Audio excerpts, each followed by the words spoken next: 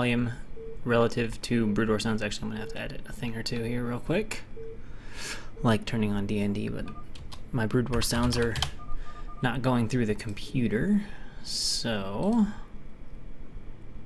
let's do this. Kill that. People saying volume seems okay. Let's see if I got brood war sounds through here now. Yes, alright. How is my voice balanced with the game sounds? Reasonable? Too much game? Too little game? What is the feeling here? And then we'll pretty much get into this. I mean, this is actually already game one of Mikami versus Fat Reaver. So in the bottom left-hand corner as the Purple Terran, we have Mikami. And in the top right-hand corner as the Teal Protoss, we have Fat Reaver. Alright, so people saying maybe just a smidge more game. We'll give it just a little bit of that. Maybe a little bit more there and see how we are. If that's a little too much, you guys can let me know. But alright, so Mikami, shoot, I think Mikami has Stardom in the Plebs, but I'm gonna find out and make sure. So I make sure I know what series I'm casting. Okay. Stardom in the Plebs versus Assimilate. No Oreos today. In fact, we are getting back on not eating like a retard. So the past few days have been very different food. Mostly salmon and tuna, a little bit of rice, some vegetables, and blueberries or strawberries. Like super healthy. Super healthy, 1800 calories a day kind of stuff. I was on the verge of starting to get like towards chunky, and I was like, nope, we're not going there. Not going there.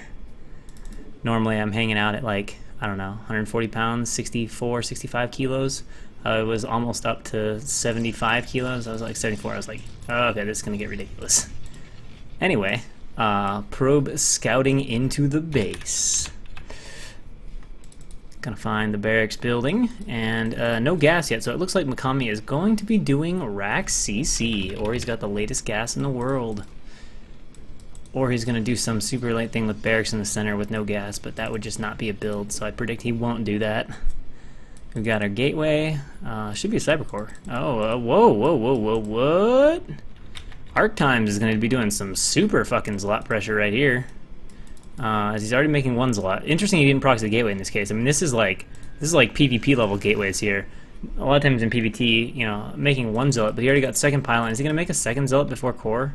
No, it looks like he will get his core after this Zealot, but definitely going for the harass. Although I guess Circuit Breaker isn't buildable in the center, if I recall. I don't ever try to build buildings in the center of Circuit Breaker, and I've been playing mostly Zerg, so I'm slightly unfamiliar, but I don't recall Terrans ever setting up any pushes, so I'm pretty damn sure the center's unbuildable. Command center on the way for Mikami, or however you want to say it. And last time these two, oh look at that, we got a little gas deal. Of course, it's a rack CC, so I don't know how great the gas deal is, but it's going to be a little bit annoying. We'll take a little bit longer to clear out with the Zealot here, and of course it's already gotten 2 hits on the Marine. So, almost gets a really nice block, but just shy, and oh, this Marine is desperately trying to hide, but can't pull it off. Fortunately for Mikami, there's not a second Zealot on the way. If he does a good job just running these SCVs, he could just fight those a lot with the SCVs. I don't know if he has it down low enough in health to quite leave 2 SCVs to fight it, but just going to micro around a little bit here. Should be able to take care of this without any more significant losses. Nice trap will finish off the life of the Zealot, but the downside for Mikami is, let's face it, I mean, he did pull, you know, 6-7 SCVs and chase that Zealot around for some time. So definitely a cost on mining. That's absolutely going to be slowing down his factory timing and his gas timing by a not insignificant amount. And we can see there's no factory started and 2 goons already on the way here for Fat Reaver. So certainly this could become a dangerous situation for Mikami if he isn't careful. You can see this, although the goon took a while to shoot, but Fat Reaver running past the SCV now. I like the move, but it's funny because he's going to let the SCV in. And at this point, he just wants to get the Dragoon over there. But the thing is, the bunker's going up. So he'll be able to repair. Of course, with that factory timing, these Dragoons are going to have quite a long time to shoot at this bunker. And if he really pumps Dragoons off 2 gateways, Makami's going to get into that fun situation where you have SCVs spilling out so far into repairing that they almost get auto-targeted by the goons, which is where the pressure gets really uncomfortable. You know, like 4 goons, a little bit, alright, but when you start getting up to like 5, 6, 7 Dragoons, they kill the bunker so fast, too, that not only do your SCVs spill over and get targeted, it's one of those things where if you don't click and your repair finishes and you don't start re-repairing, bunker dies so easily. But I don't think he has range quite yet. Yeah, it's not going to be done quite yet. He did get that core reasonably slow. This is not so great. Oh, he doesn't lose it though, thankfully. He has very wisely chosen to build 4 Marines. I highly recommend that in most situations, because if you just build 1 or 2 and toss his wise to that bunker is not much of a deterrent. If you build 1 or 2 Marines and siege a tank back up here, and toss has recognized that, he'll just run his goons by and be like, 2 Marine hits, like, it's nothing scary at all. He's going to go straight for 2 facts. More Dragoons arriving. Looks like his range upgrade is done, so he should be able to position those to shoot at the bunker. Needs to move this guy around just a little bit. We got some more on the way. 2 factories going up. And yeah, we can see he stopped Dragoon production ever so briefly to get a Nexus, but he's not putting a huge halt in it. Got to be careful with those pylons, but we got 4 shooting. We've got, wait, is that not Dragoon? Oh, never mind. He had a pretty decent pause right here. 5th one will be out. Should be tanks out right in time. Oh, okay. That's going to delay his tank even more. I mean, he's going to have, I think, a brief period where 6 or 7 Dragoons are shooting at this bunker with no tanks. So, I mean, that's going to be costing a significant amount of minerals and be a little bit scary. In fact, he is nervous enough about this that we can see he's forced to start a 2nd bunker already. I think he could actually target... Well, no, he couldn't. This Marine is being very dumb right now. It's going to die. Decided to go on a little vacation to death. Alright, so he's almost got his machine shop. He's got his machine shop done, but he's got to start a tank. Doesn't appear to have enough money. It looked like he wanted to dive on the bunker, but I don't really know if that's the ideal decision at this point. But here comes Dragoon 6 and 7. There's not even a tank started. This is going to get ridiculously dangerous for Makami at this point, although Fat Reaver is having a hell of a time getting positioned right now. He's not really getting any good harassing with these Dragoons. Oh, he's losing them. Oh, so Fat Reaver is botching. I don't know if there's bad lag, but this is like... He's being way too aggressive here. He should just hold position these goons and just hammer the fuck out of that bunker. But he's actually making life kind of relaxed for Makami. But no siege has started yet. He's trying to pick off these SCVs, being really cute, but I honestly feel like it's a little bit overkill. And in the meantime, he's just pumping goons. I mean, this Dragoon number could get really dangerous. I mean, he's about to have enough where he can just dive on the bunker and go for it. And certainly tank snipe is in play here. 5 Marines at the front, definitely helping. He's going for it, but he's not going to get it. Makami is wise to it. This is a big cost here from Fat Reaver, who's going to lose all his goons. This is a huge overextension from Fat Reaver. Maybe if he slips them all into the main, but Makami is blocking this, and suddenly Fat Reaver's wonderful position is mostly evaporated. Yes, 2 Dragoons in the main is pretty annoying. I'm a little surprised Makami's pulling all of his Marines. I think that's overkill, especially with the tank on the way, but he probably doesn't want to lose that 1 tank.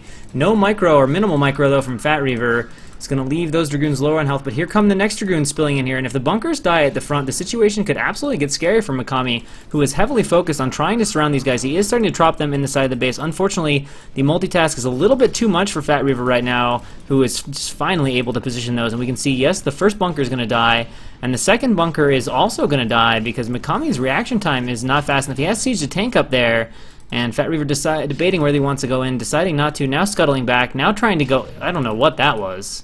Some very questionable Dragoon movements here from Fat Reaver. Oh, who loses 2 Dragoons. Makami definitely with some money problems, but if you look at their economies, they're actually reasonably equal right now. Fat Reaver wasn't exactly doing the greatest job ever probing during that. In fact, in general, he was just over-microing that. Minerals are definitely a little on the high side. Lost reinforcements a bit, and it looks like for the moment Makami's going to be safe. You know, he didn't get an insane advantage off of that, not the typical advantage you'd expect from Rax CC defending Zlot Harass into 2 gates, but Makami's still in a fine position at this point. You know, especially because Fat Reaver gave away all those Dragoons. If he would have kept all those Dragoons alive right now and still had 12, 15 Dragoons, the position would be reasonably comfortable for Fat Reaver, even with the weak economy. But this is turned into quite an even game. We can see Makami is going to go up to 4 factories here. Now, there's 2 possibilities here. He does have scans, so this might be influencing it, but this is the first time I've heard the scan going off, and it looks like it could very well have been some of his first scans. So it's possible he's going up to 4 facts just because he's worried, he's been harassed, he knows he knows Fat Reaver is making a lot of Dragoons, and he wants to expand safely. The other possibility, of course, is he's like, hey, you suicided a lot of Dragoons, and you're expanding, or I think you're going to expand, so I am going to go 4 or 5 facts and pressure the shit out of you. He's double upgrading, which, I mean, that's kind of normal. Nothing super out of the ordinary here. Fat Reaver is going up to 4 gates, and he is getting Zealot speed, so he's definitely going to have some tools to handle this in the event Mikami chooses to be aggressive. And I'm just seeing supply depots, and this is getting kind of late for a CC, so at this point I'm definitely thinking we might see some aggression from Mikami. Although the Dragoon count right now from Fat Reaver is still at about 7 Dragoons, and there's only 4 tanks out from Mikami and a few Vultures, which really isn't enough yet to mow over this army. And it looks like wisely, I do agree with this decision, Fat Reaver has not transitioned into his Zealots yet. And the general rule is you start making Zealots once you're about halfway to Zealot speed, but because he got Zealot speed so fast, that's interesting. We'll need to see what comes of that. Might be taking to Arbiters, which is kind of fast, especially if he starts losing Dragoons like this. But having gone for... I lost my train of thought slightly. Shoot. I completely lost my train of thought. Maybe it'll come back, maybe it won't. Alright, here comes. He's trying to come across the bridges, doing the tricky route, although he's bleeding a Vulture already, and now the tank's coming out across the bridges, so this is definitely intended to be aggressive from Mikami. And these Dragoons have gone completely the wrong direction. He really should bring them back to help. Oh, this is really nice mines. Oh, man, Arc Times has got to, like, post up with those Dragoons. They are eating a lot of damage already. Here comes another large reinforcement, though. Tanks need to siege here.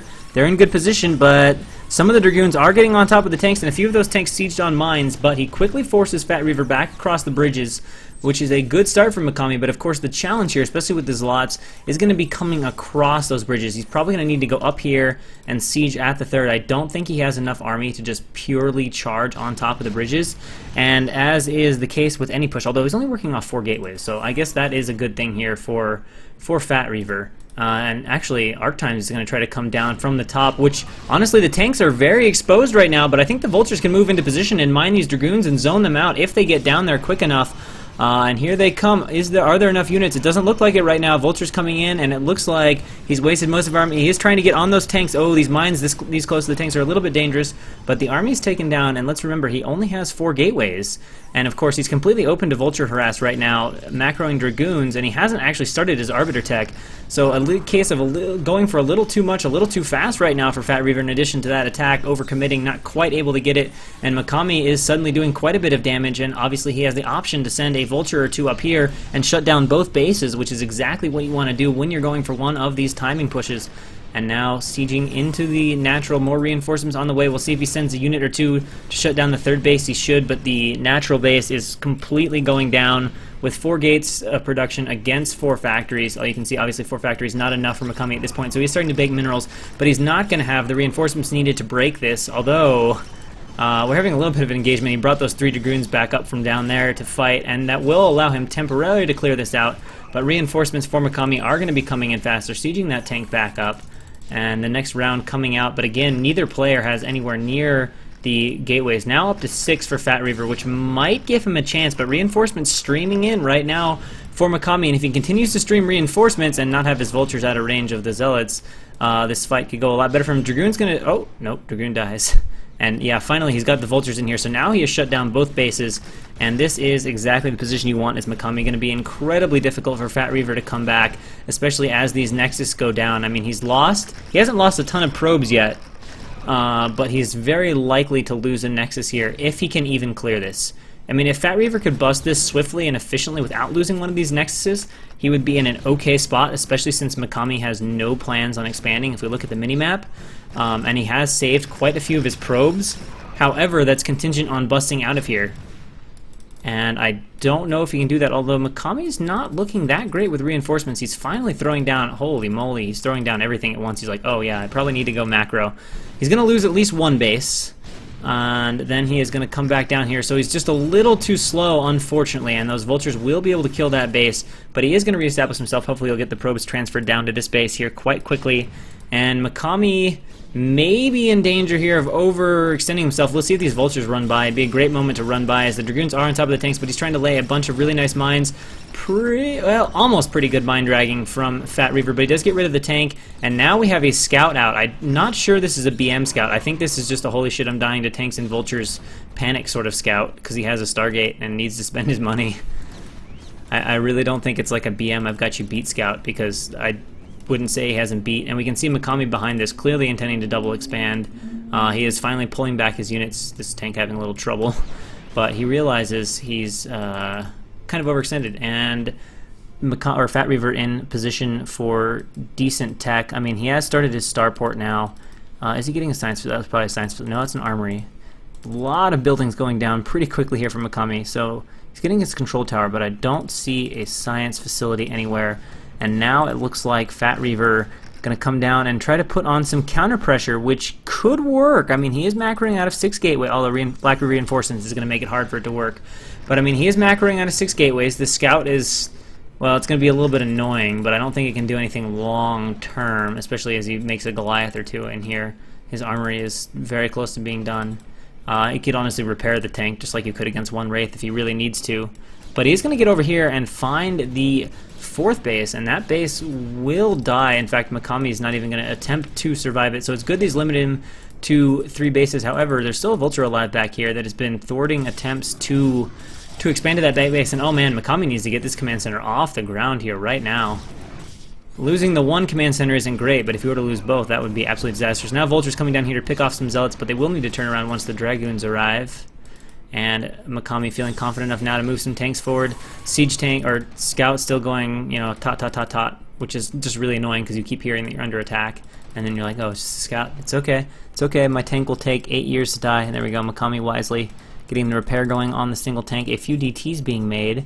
Not a bad choice, although there's plenty of energy.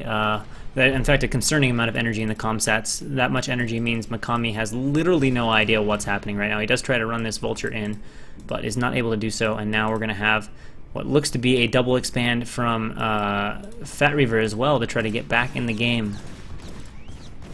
But things still okay for Fat Reaver. He's reestablishing his 3rd. He's denied mining from Makami. He stopped the 4th base. He kept Makami from getting into a crazy good macro position. And now, I guess, with all of his factories up and money spent, Makami has designs on going for a counterattack on Fat Reaver. And the army is really split up here. If he loses all these lots, this is going to put him in a very bad position. He realizes now he needs to turn around and bring Dragoons up. And he's like, oh, hi, that's a lot of tanks. And this is a pretty scary army from Makami. Not a lot of zealots right now. A shit ton of DTs, though. But unfortunately, Makami has not been scanning, which might work out in his favor in this particular situation, as he's not going to be able to just slip in endless DTs to harass the tanks. But clearly, Makami's army right now far superior. So now the DTs are going to start to be annoying, but Makami has a lot of scans, and it looks like Fat Reaver's committing to this engagement, which is not a good idea. These Dragoons desperately need to back up right now. The DT somehow going unnoticed as it goes to work on the tanks. Now he's got to notice it, right? There's the scan. We'll lose 1 or 2 tanks. And of course that is a lot of DTs. He definitely needs to bleed them in one by one. However, mines and bank scan are going to be a major problem here. If he can buy a little bit of time, there's definitely a chance. Tanks are unsieged, which makes this DT significantly less effective. This another scan goes down, and again, he's got like a boatload of scans. He's not even like flinching at the energy he has to spend. He's probably thinking, holy fucking DTs, man. Oh, he sends 2 at once, but no.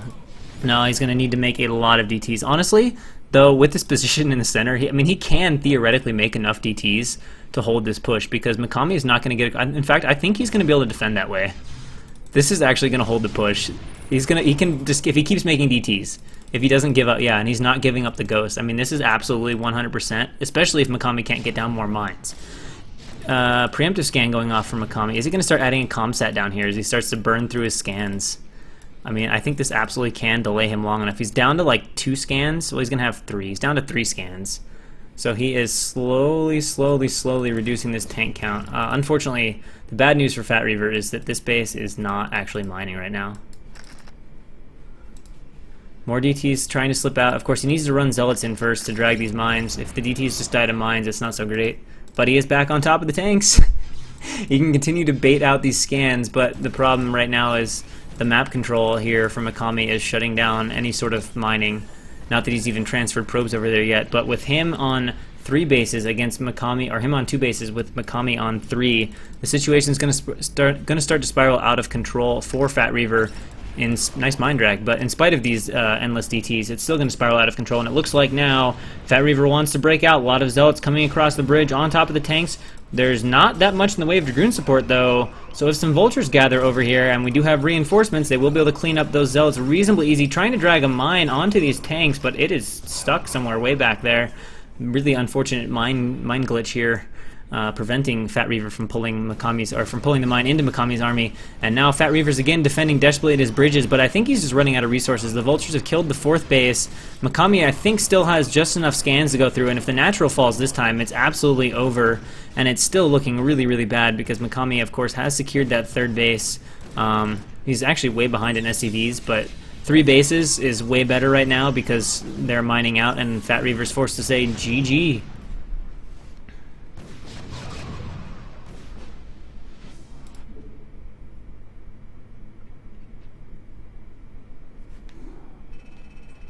It's Flash vs. Bisu. Flash vs. Bisu. Alright. So, Mikami takes game 1 after looking like he was surely going to lose game 1. And that means we will be going into game number 2. So, spawning in the top left-hand corner of what I'm pretty sure is Jade, which is confirmed by the fact that it tells me it's Jade, is Mikami as the yellow Terran, and as the white Protoss on the right side of the map, we have none other than Fat Reaver, also known as Arc Times. Man, that first game, that was an interesting game. I mean, obviously there were, a decent number of mistakes early on that could have been capitalized on, and Arc Times kind of threw it away with getting way, way too carried away with the tank snipe. I think he got in one of those positions where he's like, I got a shit ton of goons. He doesn't even have a tank yet. Like, I just want to end this game now, especially with his late expansion. But he just got a little too overeager and didn't back out once that tank got reasonably away. And then he realized, oh man, I'm way in here. Past the bunkers getting shot at. I gotta try something. He tried to run by, but Mikami had good blocking, and only two Dragoons got in. But if Mikami, I think honestly, it would have been a lot stronger for Mikami if he just would have hold positioned all 7 Dragoons at the bunker, pulling back the ones the tank shoots at, and then waiting for siege. Like, he could have just kept a ton of resources down. There's a good chance that if Mikami loses concentration for just a second, the bunker dies, especially with that many Dragoons attacking. That's going to 2-shot a bunker. It's going to be even faster than 4, and we can see again we've got this forward gateway here from Fat Reaver, so likely to see some Zlot harass, which will be pretty nice against the rack CC opening, as obviously you're delaying the factory, so it's going to force a very solid Marine micro. And with the barracks positioned up here, I mean, it's normal, but with the barracks positioned up here, and there won't initially be a nice depot wall to micro around, especially if the Zealot just runs by into the main. So it'll be a little bit trickier for Mikami to defend this slot than in a normal opening. I'm assuming Zlot. I mean, that is a really early second pylon, though. Obscenely early. You're not supposed to build it that early. You're supposed to build that pylon after you start the Zlot and the gateway. Just FYI. It's pylon, gateway, Zealot, second pylon. He did pylon, gateway, pylon, Zealot. Just a little bit inefficient. And what is he going to do next? Probably he's not going to take his gas. Is he going to expand?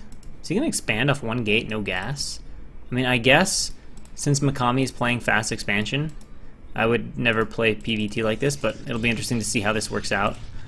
He's definitely delaying the second Zlot to get that expansion down pretty quick.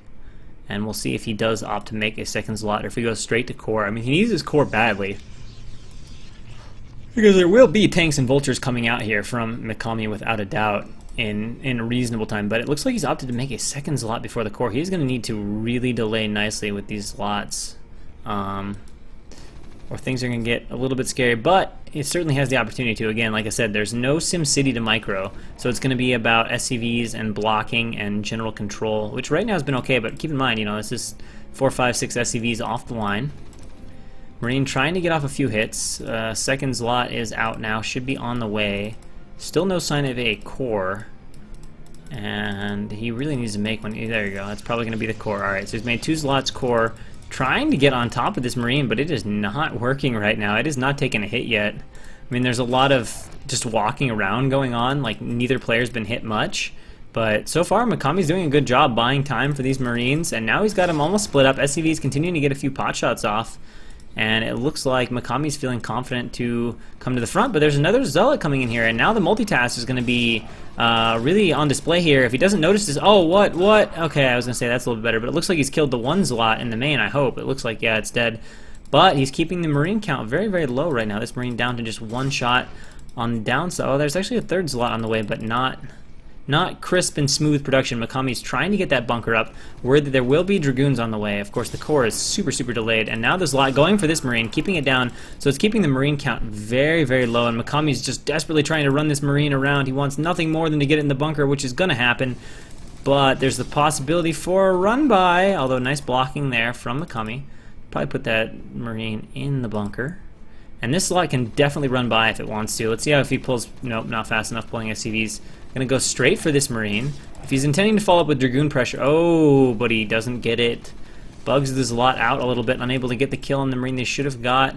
And he's coming with 3-gate Dragoon pressure, so under that circumstance, I definitely like going for the Marines. But we can see this time it's a lot different. He's got his 2 factories almost done even before the first Dragoon is going to arrive, as opposed to last game. There were already 3 or 4 Dragoons attacking before the first Goon arrived. The downside to this is that Fat Reaver's economy is running okay, and he's running off 3 gateways, although I don't think he started range. Oh man, this Marine. Oh, it's a good block though. Good block over in the side there. Still has just 2 in the bunker, although he has a 3rd that he can just pop right in anytime he wants. And continuing to harass all over the place here, getting some kills with the slots, and there are 2 alive, and with just 1 Marine, he's going to have to make vultures initially, which is not what you want to do. He is doing an okay job backing the Dragoon off, maybe a little too far, but the vulture's out now, so that will finally... Where is this? Oh, it's tagging a supply depot. Will finally end this harass. However, there are already going to be Dragoons at the front. So, what is this? This is stupid. Don't, okay, maybe this works. I don't think so, though. No, this is a little too aggressive. I mean, this Dragoon is just going to get trapped and die. Although he's going to bleed some Marines to do it. Well, if there's... Oh, there's not micro, though, because he doesn't... His range is so far away. So, he can't really micro against that, even. I don't know. Now he's got to deal with these vultures. I think he should have just sat outside the front with his Dragoons and waited for range.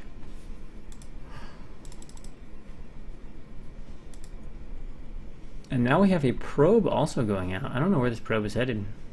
It very well might get intercepted by the vultures out on the map right now, and we can see Makami's going to add a... Or Fat Reaver's going to add a robo in addition to his 3 gateways, getting that 2nd gas. Makami working off 2 factories, adding a 3rd. No sign right now of an engineering bay, and Fat Reaver's going to go into a more defensive play, put these Dragoons on the ramp. I'm not totally sold on these Dragoons on the ramp this early, simply because Vulture could easily pop by here, especially if speed finished, and shoot right in there, which would be problematic this early on. And he doesn't know exactly what Makami has right now. Now, he will intercept this Vulture, so that'll be nice. And the 2nd Vulture is maybe going to try up and run by. And see, this is exactly what I'm talking about. If he just goes underneath... Now, fortunately for him, there's not speed. Imagine if those Vultures had speed. The reaction from the probes is good, but again, if the Vulture had speed, which is something Fat Reaver didn't know, it could have done a lot more damage. It's still going to pick up... Well, maybe it's not. I thought it was going to pick up a few kills, but honestly... Doesn't get too much in value from out of that. Little heavy on the probe queuing right now. But I guess he's been hearing through the casts, make probes, so he's making sure he's got probes. Them probes are important. And again, we see a factory explosion along with an academy and eBay. But if we look at our economic positions, unlike last game where he was 20-30 supply behind, Makami is at a pretty reasonable supply right now, more or less even with Protoss, actually a little bit ahead in worker count, and he is going to go ahead and get up to the same factory count as Fat Reaver, which is always kind of that sort of iffy point as Protoss, where, you know, a Terran on equal factories can be a little bit dangerous, Dual upgrading, so it's looking pretty similar to what he did last game, probably intending to 4-fact him. Again, it's getting a bit late to see a CC. You know, he's already gone to 4 factories, produced several rounds off the 4 factories, made both the Academy and the eBay, no sign of armories, so it's certainly looking like he's going to go for a push. He is going to throw a turret up here at home just in case. And in the meantime, it looks like the tech is on the way here for Fat Reaver, who also, by the way, has insanely late observers. Like, he has no idea what Mikami is doing, and it's still going to be, like, he might not know that Mikami is moving out with a push until the push is at his front door. I mean, this is realistically too late to have scouting on Terran and play effectively. So that Vulture's just going to run up to the front, but that's not going to do anything to scare Fat Reaver. It's not going to be like, oh my god, there's a push coming, especially since it was just 1. He's only got Pure Dragoon right now. He is getting leg speed, but he doesn't have it yet. And I think Mikami is likely to reinforce with all Vultures. Yes, he's going to reinforce with all Vultures, which is pretty nice. Tanks are being super fucking aggressive here, though, especially since they're on the low ground. But it looks like he's scared Fat Reaver, and he's got position now. Fat Reaver, by retreating, might have just cost himself the game. I mean, Mikami needs to reinforce Vultures, but to retreat here was not necessarily the move he wanted to make. But now he is trapped back in that choke. Tanks are sieging up, moving back. Actually, never mind. He's been able to sandwich with goons. This gives him a decent chance to break this. In fact, it's looking a lot better right now. If he can split these zealots and pick up the mines, he can definitely break this push here. Although the lack of obs might cause problems for him. Actually, never mind. The obs is there. So he does clean it up. A really nice flank there from Fat Reaver. I missed that. The Dragoons going over there and able to flank from both sides allows a very impressive hold. And now Mikami is probably a little bit more nervous about his position.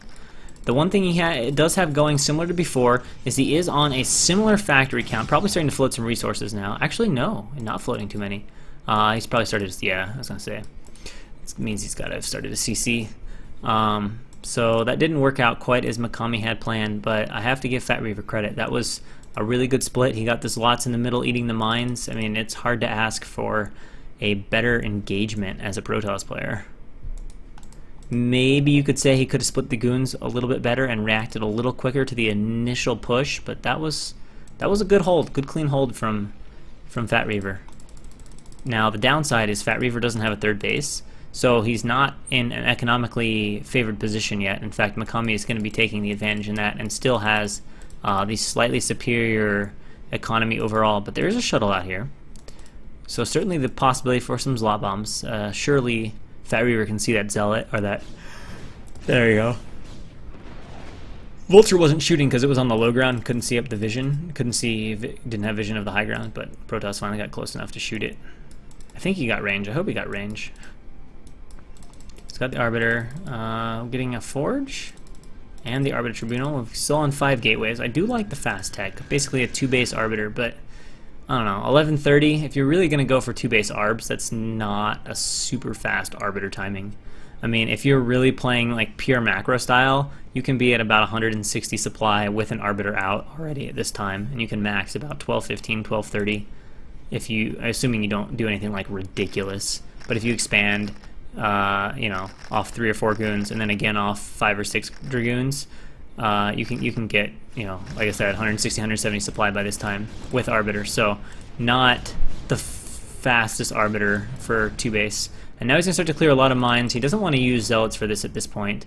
It is good that there are a lot of mines out.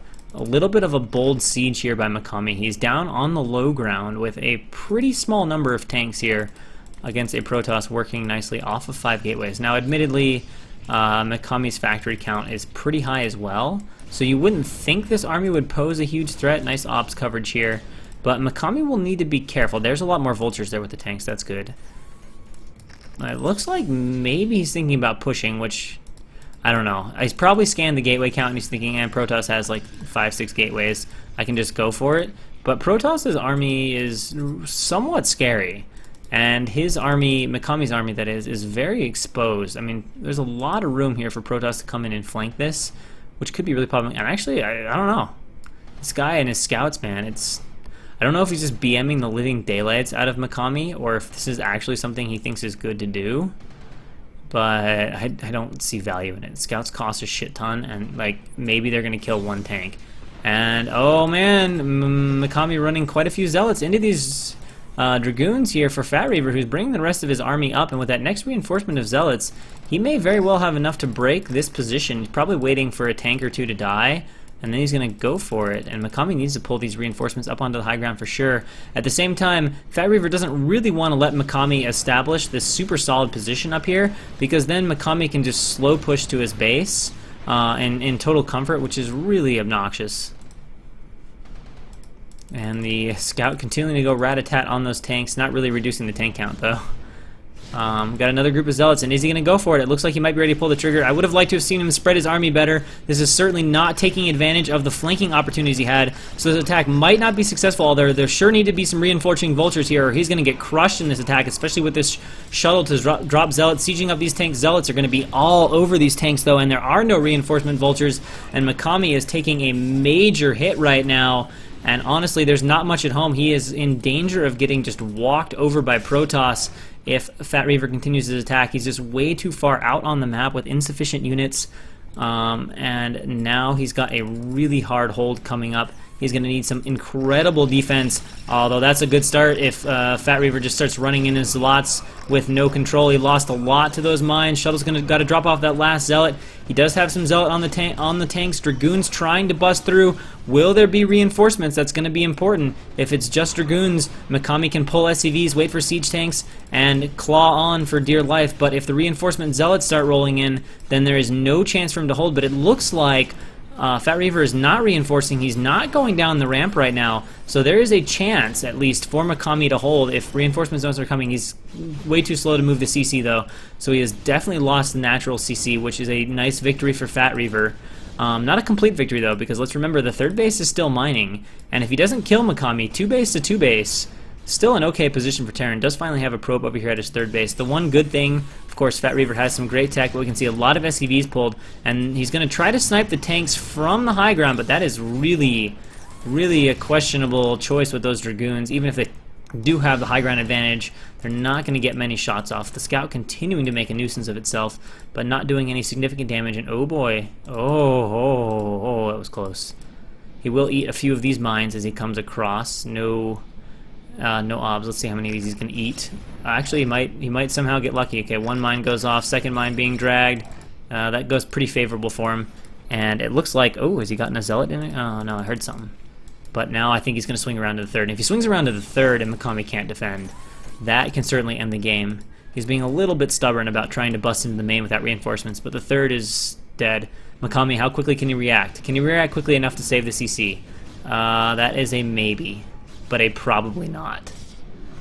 He doesn't really have the army that he can afford to defend. Oh, he hasn't pulled the CC, no.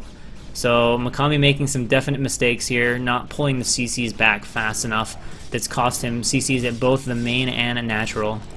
So now the position for Makami is really bad. He would need some seriously miracle vultures at this point. On 2 bases it was okay. One of these vultures should slip in, right? Both of them are actually going to get in. So we will have an opportunity for a little bit of harass. A lot of idle probes, though. The downside is that Arc Times is starting to mine out, but he has started this other base. And I don't know what this tank is doing. I think it's just having a moment. It is going to become a donation. Oh, it's rallied to where he had his stuff before. Which is good to do. I absolutely agree with re-rallying, however. The unfortunate part is it's re-rallied to an old rally point and not a nice new rally point. Now this I like. Makami is getting right back up out of his natural, getting sieged up, and this time he sieged on the high ground in a more defensive position. It's a much better spot. Sitting up here, I mean, you could see in the prior attack, you know, Makami just had no clue how many units Fat Reaver had. He was in the middle of the map for no real reason, and even without a flank, Fat Reaver just had enough units to 1A, 2A, 3A that, you know, had Fat Reaver flanked, he might have lost, you know, like 3 Zealots and that's it. But now Makami is back in a significantly better defensive position, in line with the fact that he has a much smaller, less powerful army. The one thing I don't like, though, is there's a lack of depots for sure protecting this base, which means that he could just send, like, you know, 6 slots up here and start running around, and Makami really doesn't even have a ton of vultures yet, so it's not like he can just kill that. At the same time, Fat Reaver at the moment, I think, is, like, thinking in his head, I've done a lot of damage, I don't want to do anything crazy right now, I just want to defend my bases, let them mine. So he's kind of trying to consolidate that advantage, so he's just sitting with his army near his base. and possibly thinking about a recall as well. I don't know if he's actually researched it yet, but he's been kind of sitting around with this Arbiter with 200 energy for a little while. Oh, this is not a bad idea, especially if you can get the EMP on the vessel, which, well, he must have scanned this group and said, I can get this, and he does get off a nice EMP, so that's really nice. That'll drop that Arbiter's energy right down, but it looks like this Arbiter also having some decent energy as well, so still enough energy for a recall if he wants to. And Mikami again is moving out, and I don't really understand this decision once again. Like, when you have an army that's not max supply as Terran, especially with like 1-0 upgrades, why do you move out as 130 supply Terran against 170 Protoss? I mean, it's a big mistake. You know, unless Protoss makes... I mean, it's pretty bad. Protoss has made some mistakes to let Mikami get this far, and it is a big army for 120 supply, but it still shouldn't be that scary for Protoss, and honestly, it looks like Fat Raver right now is thinking counter. Counters can certainly be dangerous, but the key is doing them right. If you just 1A, 2A, 3A, then it's not going to work good for you at all. But if you do take the time, patiently clear things out, it goes a lot better. And Mikami is opting for the defense route, and this could throw Fat Reaver off. He's not in a good position, and those are some very good EMPs. Oh my god, these Dragoons are going crazy, and this might just change the fate of the game for Mikami. This could be the throw of the century right now. I mean, these Zealots are clicked onto this one tank, not attacking. Everything about this attack is absolutely horrible, as we watch Mikami run over an army that he should not have even beaten. Although despite all of that, Mikami barely won. I mean, you can't have... He might not even hold this. You know, like I said, I mean, okay, it looks like he's not going to throw the game entirely. That was really close to being a throw, though. He is going to drive those tanks back. There's a slight chance this would be okay if these stasises unthaw and he can't clean them off, but it looks like he's just got enough that he'll be able to camp these and be fine. However, man, whew. I mean, but look at that. He, like, right-clicked his Zealots on a tank, he ran his Dragoons in, he didn't fight with 2/3 of his army, and Mikami almost lost that. Well, Mikami did lose that battle. Like, it was completely... There's no other way to say it, but it was a horrible decision to be out on the map. Let this be a lesson. If you're Terran, you pretty much, especially if you're playing for a third base or whatever, or you've lost some major attacks, you don't want to be on the map until you've got 200 supply. You know, if there's some timing, and if you scan and you're like, you know, 8 facts and he's got 4 gateways or something like that, maybe some exceptions, but your army just gets, you know, as Terran, it gets stronger the longer you wait, you know? So moving at 130 supply against 170 supply Protoss just doesn't make any sense. You know, I mean, it feels scary, although he's managed to get an army over here. I mean, you know, Fat Reaver's still doing his best to mess up this game. I think he can come down here and kill this army. Well, actually, I don't know. These Vultures are going to block pretty nicely if he can stasis the tanks, but he doesn't have enough energy. And actually, this attack, again, is working out for Mikami, as Fat Reaver's allowed him to get into a really nice position, and Mikami has found that ideal position right now. But again, there might just be too many units right here powering through. So Fat Reaver continuing to hold on these attacks. The base stays up. I don't know how many of the probes he saved, but he's still got a lot of probes, so if he redistributes them, he's okay. And Mikami, though, fortunately, is mining from 2 bases, but he's very close to mining out. Of course, Fat Reaver is mined out.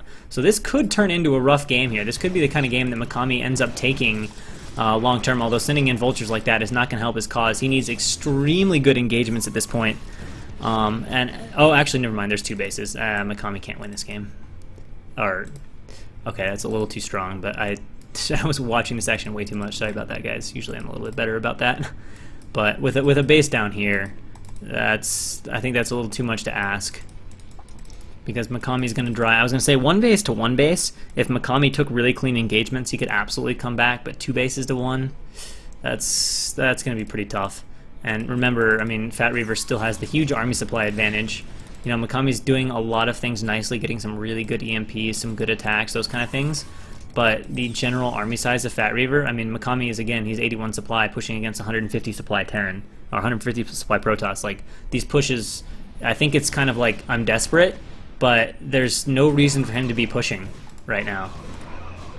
Again, he's running the Zealots a little too aggressively on top of the tanks, sieging up now. Now, do these TIE Templars have storms? 1 or 2 storms can decimate this, but with these Dragoons all clumped up, there's a... Oh, he actually unsieges a few of these tanks, though, so the Dragoons will continue to bust through here. And that will finish off this army, leaving Mikami at about 50 supply. And looking at units, I mean, it doesn't look like he has much. He's gonna have like one more attack. He's starting a CC down here, trying to hang on. He does still have some minerals, but let's face it, I mean, he's got 58 supply against the Protoss who's playing off of 2 mining bases. Although one of these bases is not defended, to say the least. He did get 2-0. I don't think he has 2-1 though. He's probably he just can't even afford to upgrade. He's too gas starved. I guess he scanned this. He's not even gonna let this base finish, which is a really good decision, I think. But he's got to kill the SCV really quickly. It'd be better if he kills focused on the SCV. Okay, he forces the cancel. That works.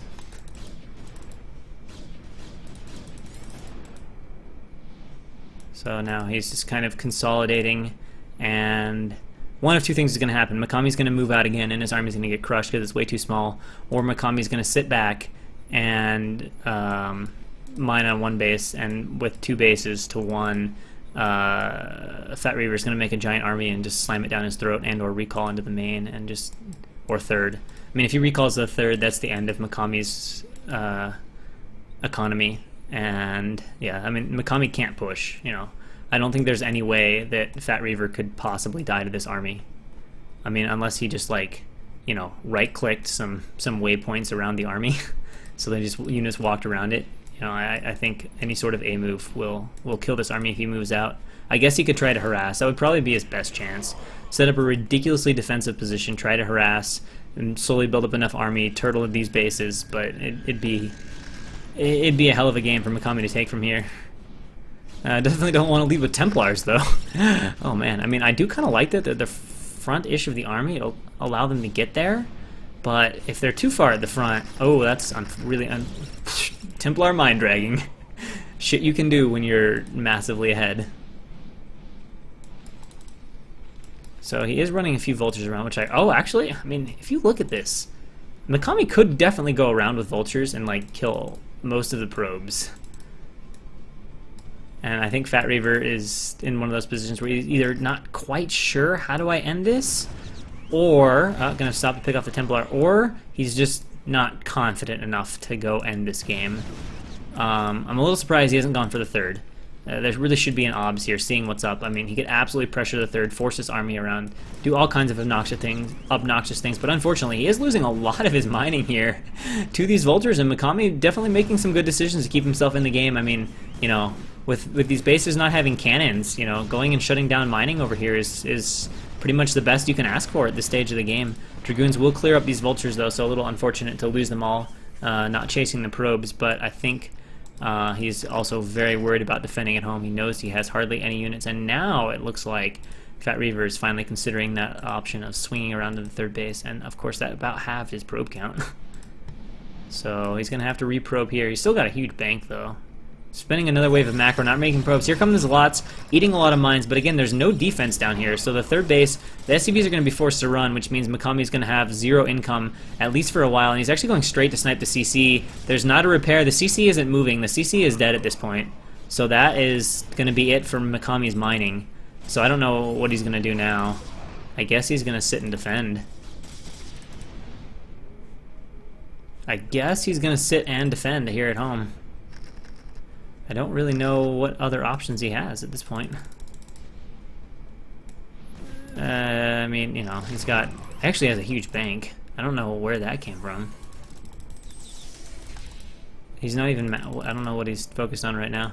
I guess he's going to do one last push and then GG. I guess he's going to do one last push and then GG. Sending SCVs back to long distance mine with 2k minerals. There's kind of units all over the place here from Fat Reaver. This army is like set up for the most delicious flank ever. If this is coordinated right, this is going to be a lot of white from a fucking lot of angles. Oh my god, this is a nice flank, I think. Sometimes it looks good and doesn't actually turn out good, but there's a lot of Protoss shit here. I mean, there's so much Protoss shit, like, it doesn't matter how he attacks, Makami's army is dead. But there we go. The last army dies, and Fat Reaver's going to take this game 2-0. Somehow it goes on for way too much longer. What the fuck? What the fuck? What? Why is this game? Oh my god. Why is this even allowed to happen? These vultures, I mean, these vultures are shutting down mining. He's still mining off one... One, are you fucking kidding me? What? You've got to be. This this cannot be. Oh my god. I don't know whether to laugh or cry or what. Did Fat Reaver, is he actually gonna throw this game? From a triple supply advantage, is Mikami going to win this? No, wait, does he have a unit in there? I mean, he's still mining from these two bases, so I still don't think he can throw it, in spite of his very best efforts. How is this? Oh my gosh. Alright, we're still going to proceed at somewhat of a high speed here. I don't know, is he legitimately going to throw this game? I still don't think he can with two bases of income, but, I mean, you want to talk, what the hell is going on down here? I don't know. Mikami's not noticing these SCVs, having to chase a single Dragoon around. Vultures continue to try to harass, but let's face it, I mean, there are still bases mining. Mikami's still at half supply. If he gets the second CC up and mining by some miracle of God, and Fat Reaver fails to do anything about it, it would just be, oh my gosh. He seems to know that it's going to come here, though.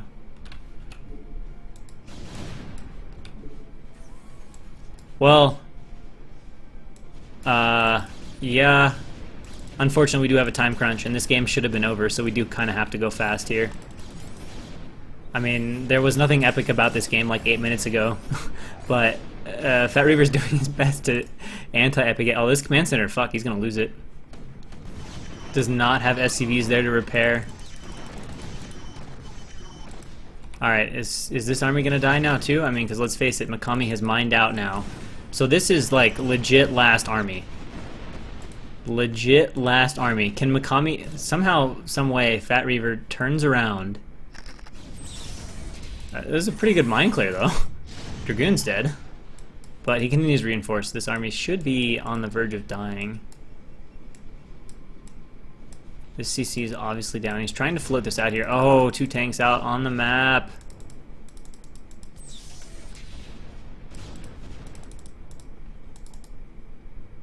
Man, I can't believe we're still watching. This game was over 10 minutes ago. And somehow it's not over. Now I think it's over, but I said that before when Mikami had no money. Okay, he did have a 1.5k bank. And finally, GG.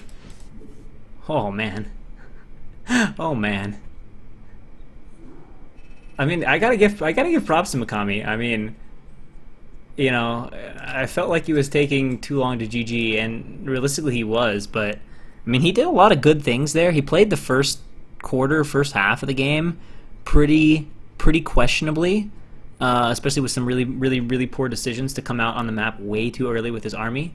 But I mean, he did everything pretty well in the second half of the game, and Fat Reaver did pretty much everything not well. I mean, I honestly kind of have to see how he threw that engagement away just to see exactly what went wrong. I kind of need to know. Because I was skipping through it because I just assumed the game was over. You know, triple supply, no money, no bases mining, Protoss mining from two bases. Like, I don't know if I've ever seen a game like this. Honestly, this is like historical.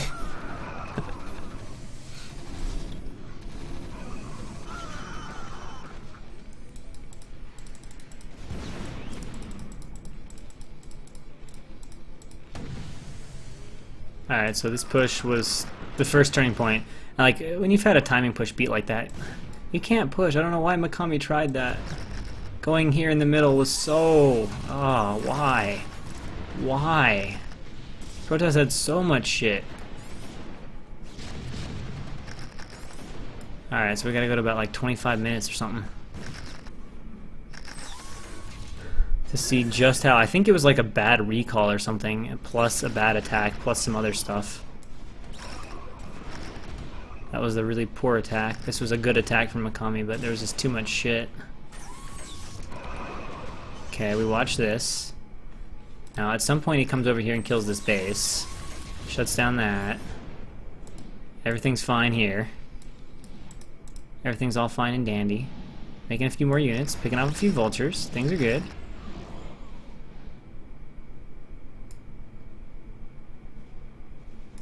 Okay, we have the Super Vulture Harass, which did kill a fuck ton of probes. But now we come in here, we kill the third. The third is dead. Supply is like doubled. He's not mining. Oh yeah, and he suicides his army. And he suicides his army. He's not mining. Protoss flanks the shit out of him. Now he's down triple supply, close to triple supply, with no fucking minerals. Protoss is mining, well, yeah, he's mining off 2 bases. Mikami is not mining. And Protoss nearly loses. I kind of have to review these next few minutes to see what happened.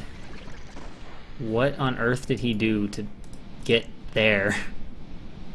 Like, how can you possibly lose from here? I mean, okay, he's distance mining. He's totally mined the fuck out. He's gonna float one of his CCs off at some point. He obviously goes over here to defend. Protoss is like 160 supply.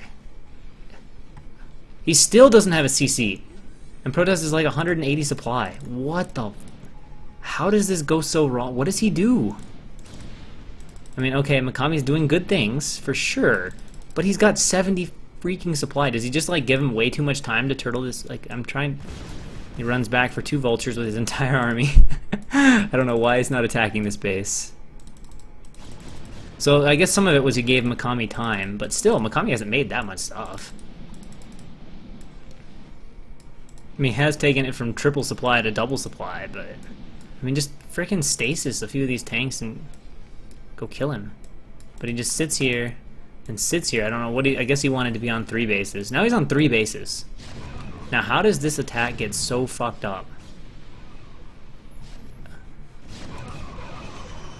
Well, number one, he's attacking in a giant line. But still, how does he mess this up?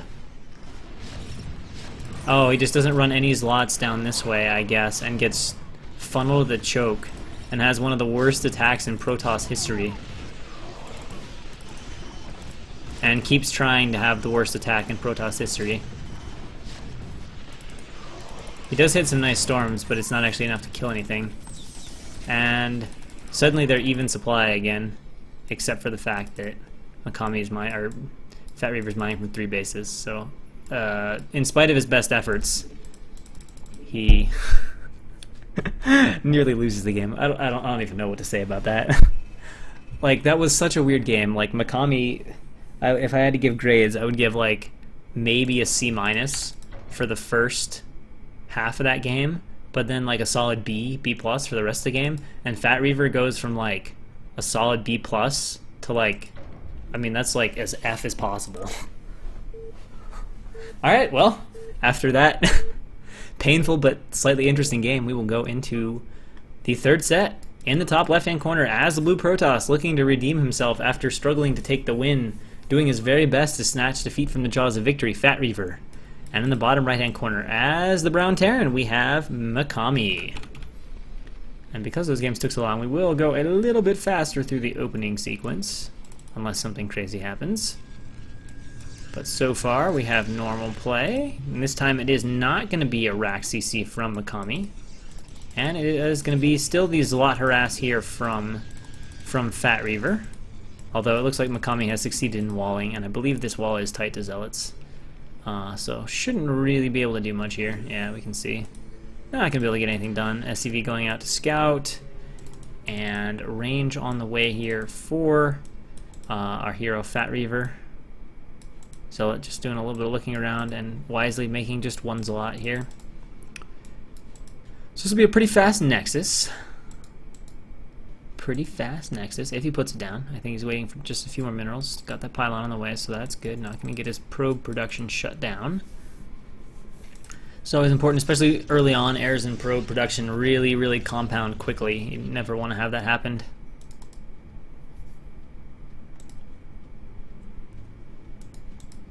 Faust is always getting banned for caps by Nightbot. It's sad days. I'm sorry, I feel so bad for you, Faust. But I just can't stop the evil Nightbot. Alright, so 1 gateway. He's normally been playing pressure, but of course this is a different sort of a game. We got FD on the way here from Mikami. Should be a Vulture. Oh, okay, strong FD. But if it's strong FD, he shouldn't be moving out this early. Maybe he thinks because the Protoss made his lot first and went for an expand to go for it. But I'd rather see him sit and wait for 2 tanks. Although if he picks off this Dragoon, okay, that is a really nice start.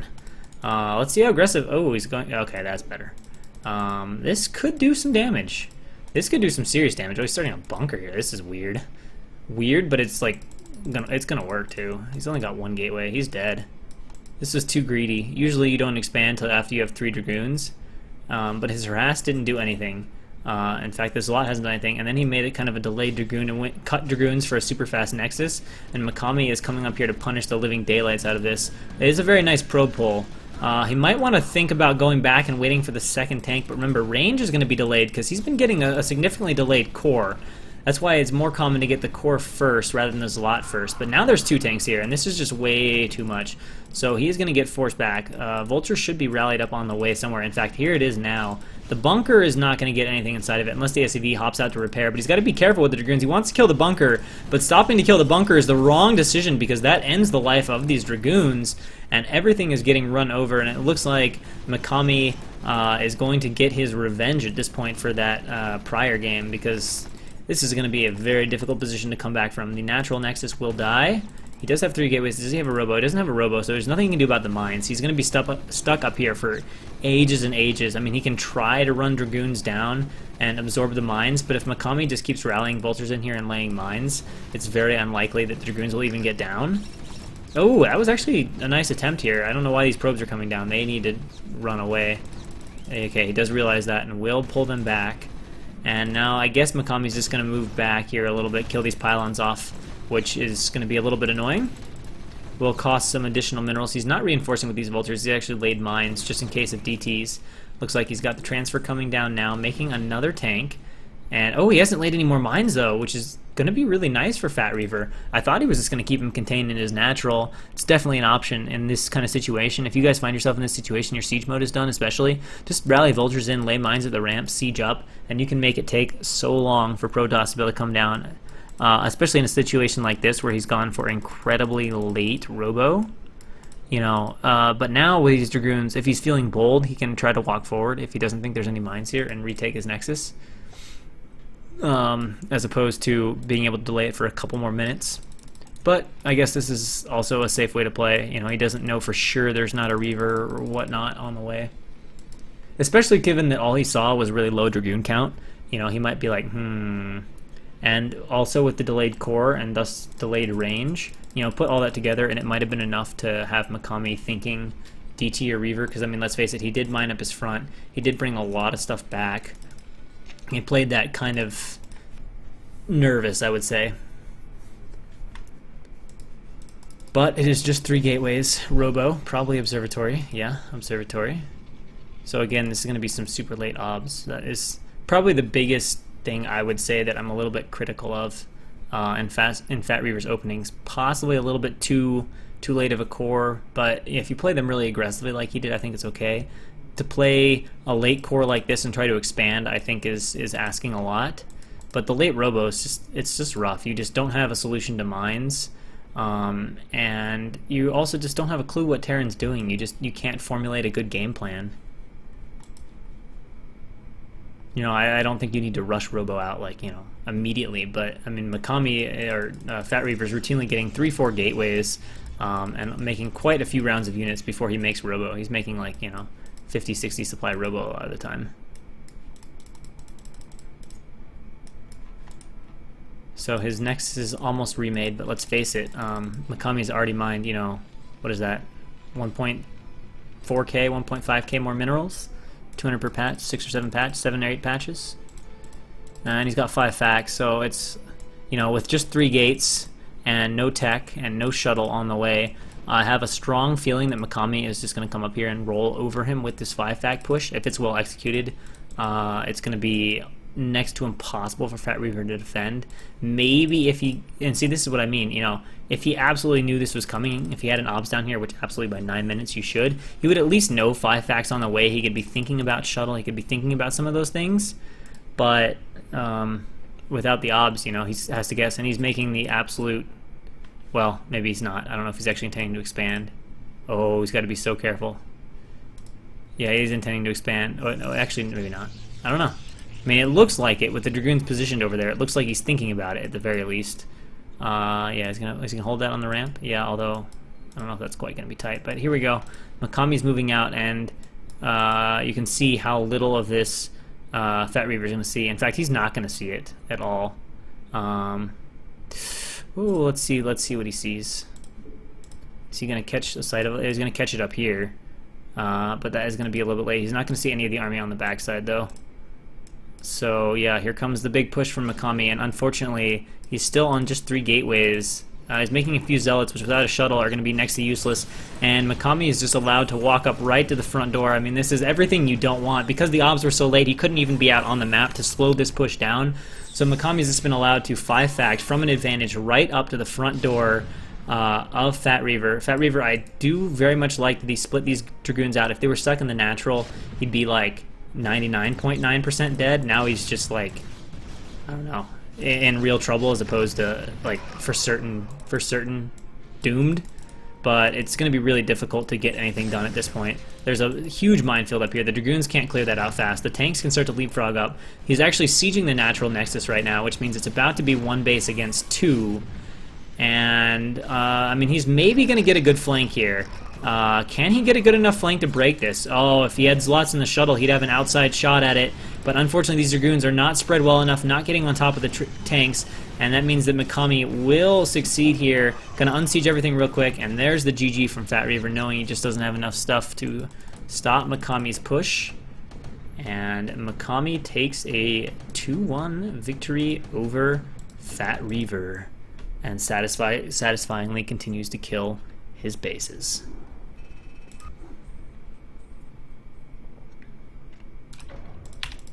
So now we will go into Probua against Hafnium, and we'll have to see how this series goes. Hafnium has shown himself to be one of the stronger players in this league, and Probua, I believe, is a C- Protoss, so we should have a decent match. So in the top right-hand corner, spawning as the orange Protoss, we have Hardtail, otherwise known as Hafnium. And in the bottom left-hand corner, as the red Protoss, we have Probua. Do I have good colors? No, I have... Well, guess we're stuck with slightly similar colors. It might be a little hard to tell what's happening in the middle of the battles. So we'll see. I know Hafnium said he wasn't feeling particularly well for these games, so we'll see if that affects him at all. I would certainly say Hafnium would have to be my favorite player, although I will say that Probua is one of the players that I've seen some definite improvement from, some clear improvement from throughout this league. He clearly strikes me as one of the players that's been really trying to take advantage of the opportunities afforded and practice quite a bit. And, oh, that's a very early scout. So we have a pylon scout here from Probua. Hardtail asking, is the latency okay? Probua says yes. And Gateway, Hafnium's Gateway should be a smidge faster, given the early scout from Probua. Yeah, we can see that makes just a little bit of difference in Gateway timing. And no base. I will say, as a general rule of thumb, if you're not planning anything aggressive or whatever, and you're just doing kind of a quote-unquote safe build, scouting this fast in PvP is usually not worth it.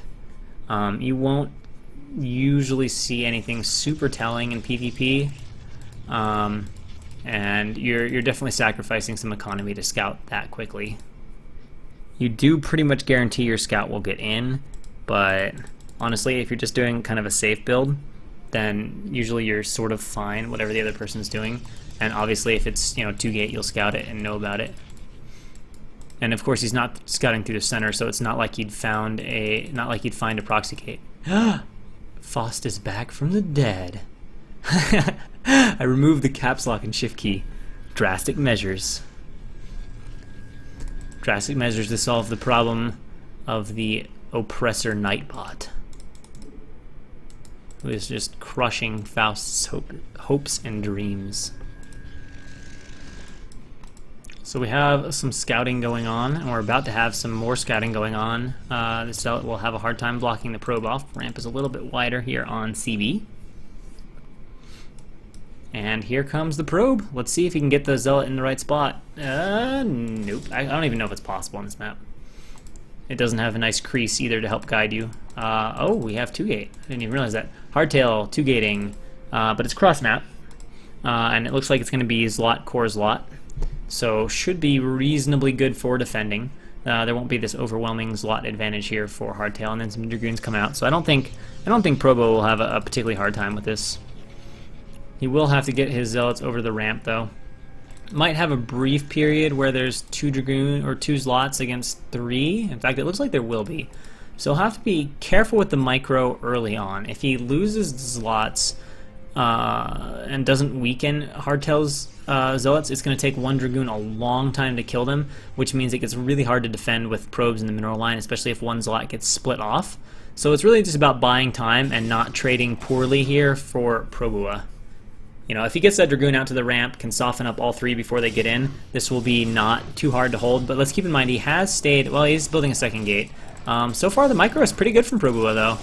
It looks like he's actually going to pick 1 Zealot off straight up, and actually he's going to pick off 2, so this is great from Probua.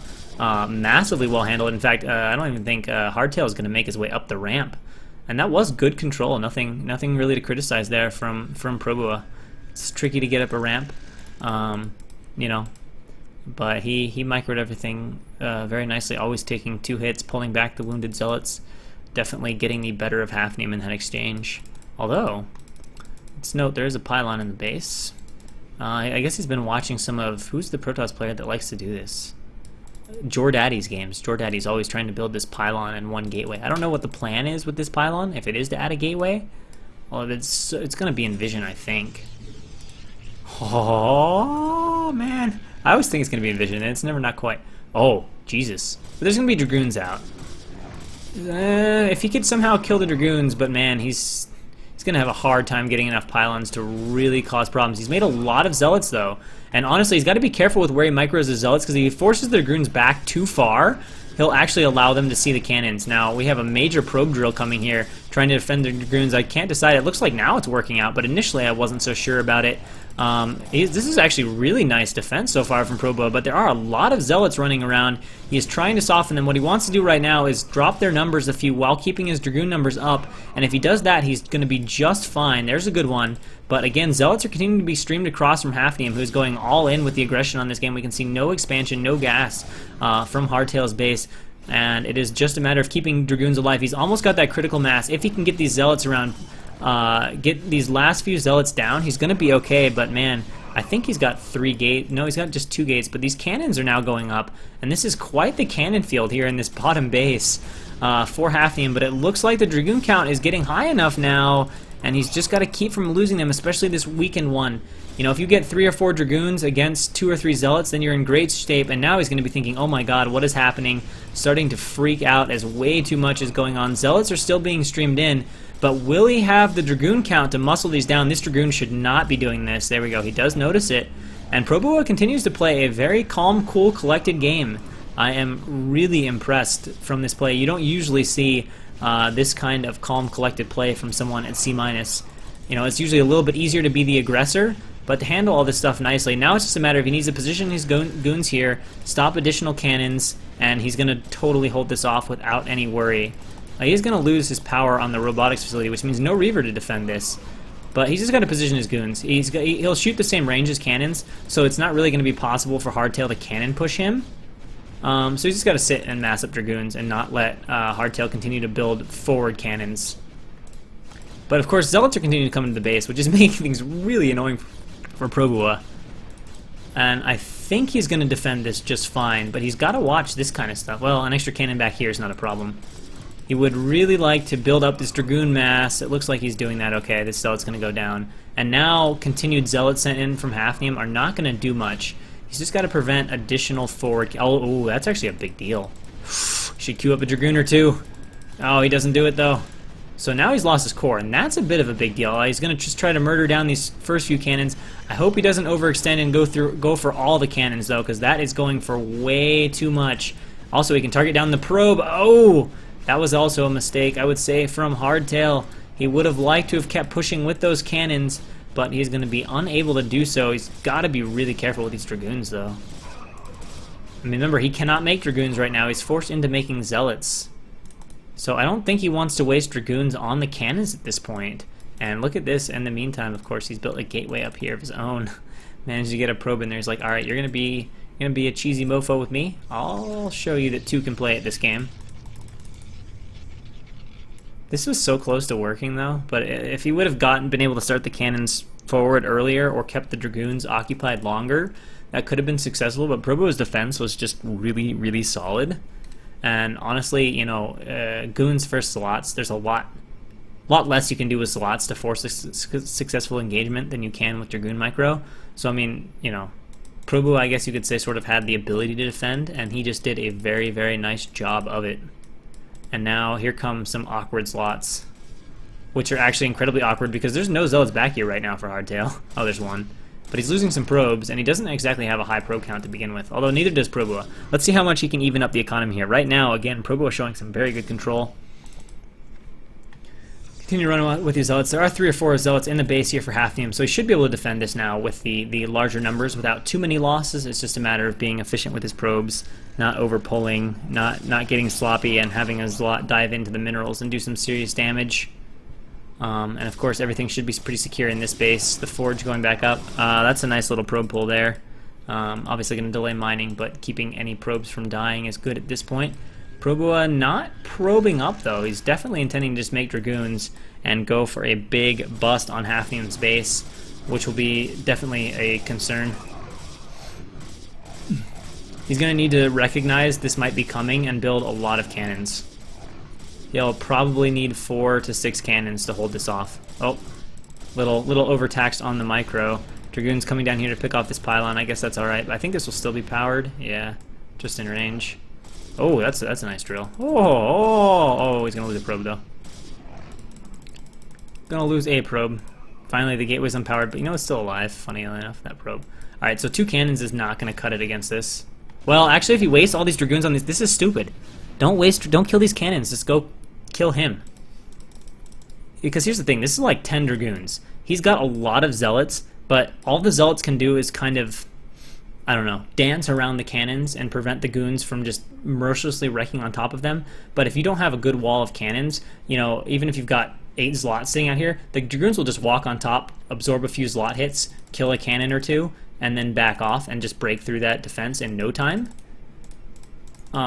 So, like, right now, 100% Probo can kill him if he wants. I would say at a minimum, it's kind of like dealing with a Hydra bust, right? Like, you know, even if you have 5 or 6 cannons and 4 slots, you know, a group of 12 to 15 Hydras can bust you. And these are like, sort of like Hydras for obvious reasons. Now he's going to see a boatload of Dragoons. Let's see if he responds with, holy moly, I need cannons now. Because if he doesn't need cannons now, and he doesn't have DTs or something on the way, he is... Oh, he's actually getting Dragoons. Oh, this is going to be close. But he's not going to have range. These Dragoons are going to be a little bit better for defending. He does have a lot of gateways. He definitely has the better economy. If Proboa doesn't kill him, Proboa is going to die. But Proboa still has this really nice window to kill him. And given the micro we've seen so far, I am deeply worried for Hafnium. I kind of like this decision to flank. If that's what he's doing, maybe he's looking to sneak around. Oh, this is not being well enough managed, but the Zealots are out of position. This is just going to be flat out walking over. Needs probe pulls, needs lots moving in, needs something, but nothing right now is happening. Cannons are going up awfully late. Here's the probe pull. He sent the Zealots for vision. That was actually a pretty good decision if that's what he did, but everything is going down, and there's just not going to be enough units. Reinforcements streaming across the map here for Proboa. Range is not done. Now the probe counts are being lessened. There's just 1 cannon left to go down. That cannon is devoured, and the chances of Hardtail holding this are very low at this point. He's out of probes at the natural. He's only got 1 Dragoon, and GG is said. Proboa with a very nicely played game to take a 1-0 lead on Hafnium.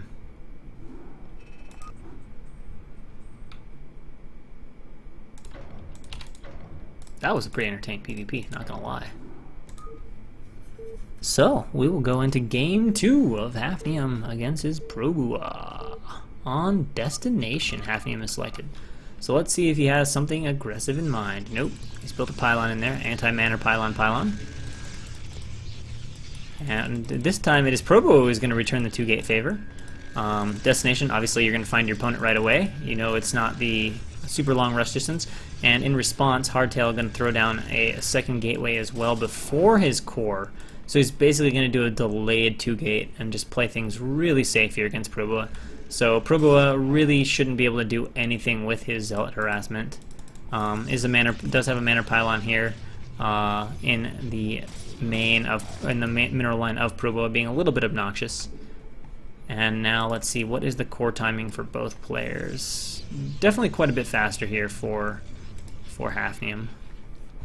Now Hafnium goes up the ramp. Let's see if he can get a good engagement. Difficult to do going up the ramp. Pretty easy to take 2 Zealots to target onto your 1 Zealot.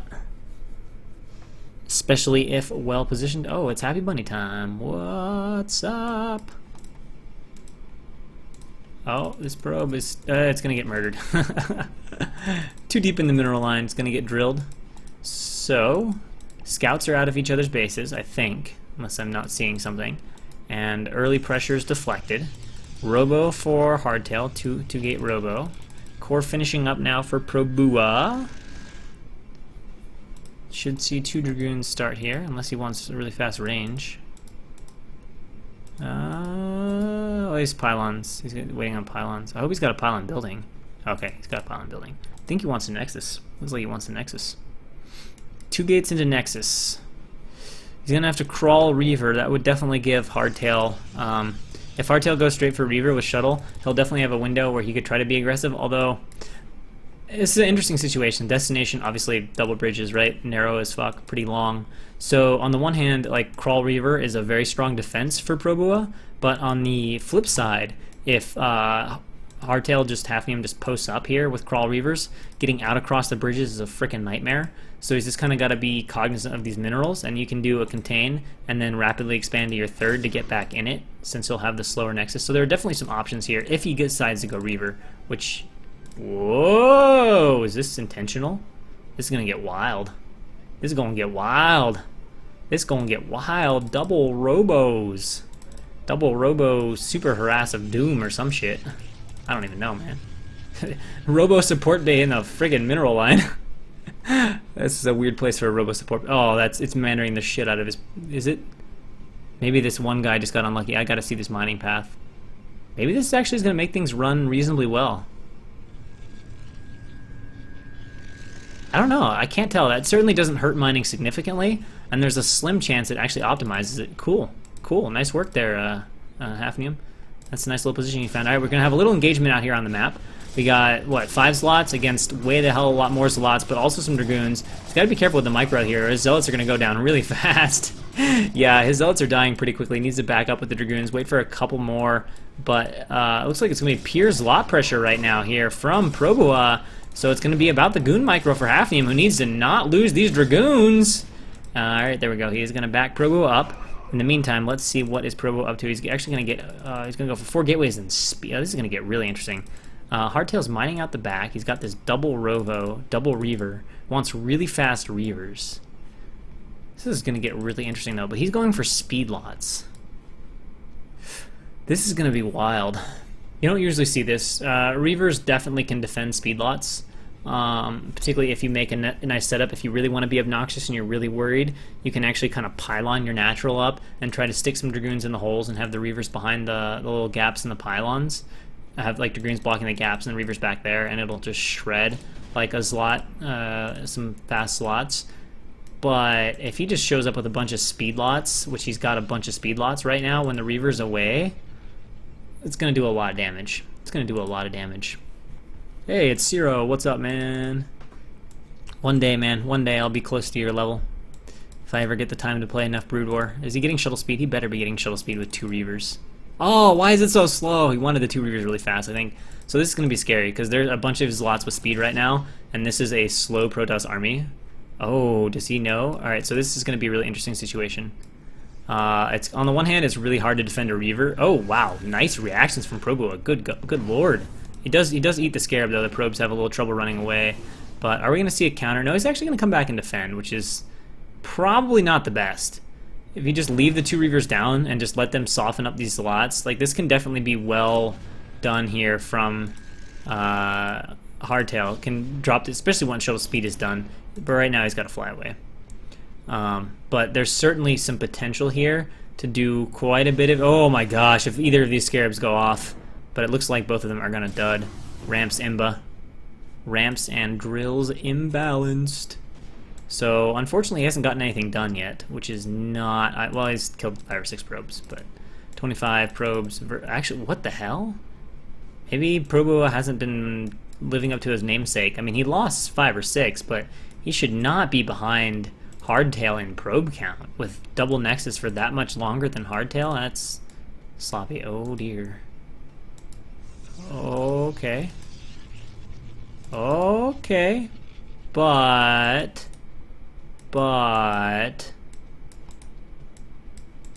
Oh, that's so much shuttle. This is gonna get... Oh, he's got obs with the army. This is gonna get weird as fuck. It's gonna be one of those games where both players are like attacking around each other. Like, if Hardtail defends, his army's way better, but out in the open, like, you need some good micro. I mean, if Hardtail has Class A micro, you know, he's gonna cause huge problems here for Probua, who I guess is having to run all his probes away. He should have speed done now. And of course, he's completely out of position, which is something he should know. I mean, you know, if there's that many Reavers on the map, let's see, he's dropping the Reavers. Here we go. Oh, Scarabs everywhere. Oh, don't lose the shuttle with the Reavers in it. But he's gotten the Reavers dropped. He's going to lose all of the Reavers. They're going to get a few shots. No, they're not even going to get any shots off. Oh my god, this is a Reaver disaster of epic proportions. That was not what Hardtail wanted. That just ended really badly. Although he really did do a lot of damage to the economy. The DT, he blocked the DT too, which is pretty nice. So he's not going to get his own economy too messed up. But he might be about to just die because, I mean, remember, there's speedlots and dragoons. And even if he doesn't die, I don't know, this is a weird situation. Like, the economy is obviously shot from Probua. But at the same time, Probua does have 2 Nexuses and a really, really scary army. So, I mean, if he just sits, he can catch back up, especially since, I mean, he's probably mined out half his minerals by now, more than that. So, obviously, the Nexus is going to need to be canceled. Watching those minerals. Cancel, cancel, cancel, cancel. Did we cancel? Oh, yeah, we might have. Might have. But this is... No, I don't know if it can bust him up the ramp. This is pretty ballsy. Oh, what? What? Oh, no! Oh, my gosh. This is so not good. Maybe he just knew there was an attack at the front and brought this back. But the DT is going to... the DT is actually not going to... that's a bummer. Could have lost, like, every single probe to that DT. The Reaver is being worth its weight in gold, though, and helping him defend. He's trying to hold. He's going for the Reaver. But it looks like there still are too many units. The DT is still alive. Of course, that can be killed kind of at any moment, but it is just going to town on the probes, and it looks like Probua is getting the damage he needs done, and Hardtail forced to say GG. And it says, GG, I suck. That was a pretty... Those are both 2 entertaining games, though. If he wouldn't have lost those Reavers, though, he would probably win that game. Like, at that point, when it was down to 4 probes, if you just expand... get your own Nexus up. I mean, yeah, he's going to reprobe, but at worst, you're going to be on equal economy, and you're going to have like 4 Reavers against this no-tech army, and it's just going to be intimidating.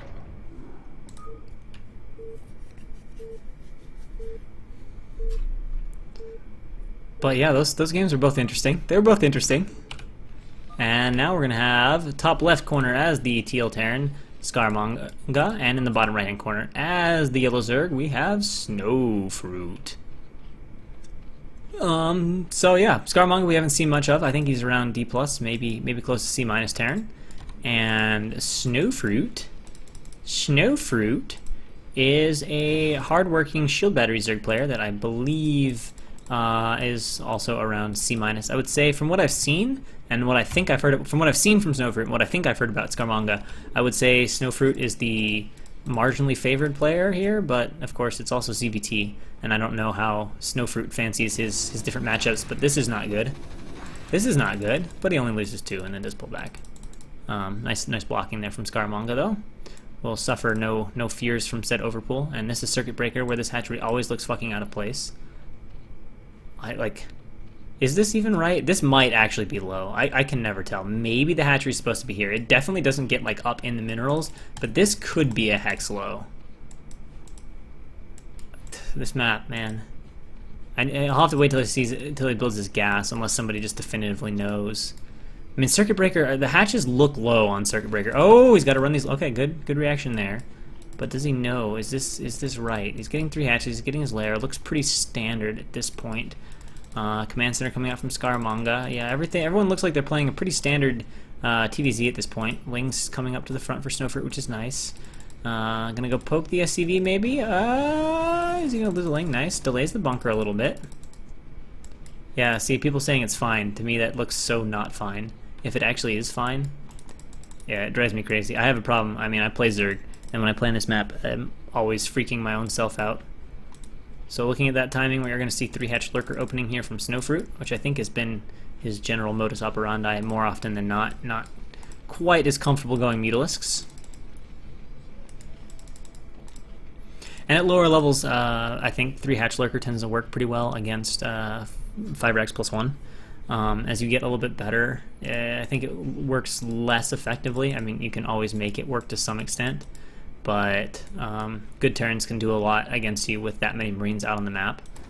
And I'm going to go pick off a few lings here at the front, maybe force a creep or 2. There's 1 creep. Nice job. Drones quickly off the patch. So far, Snowfruit looking quite solid.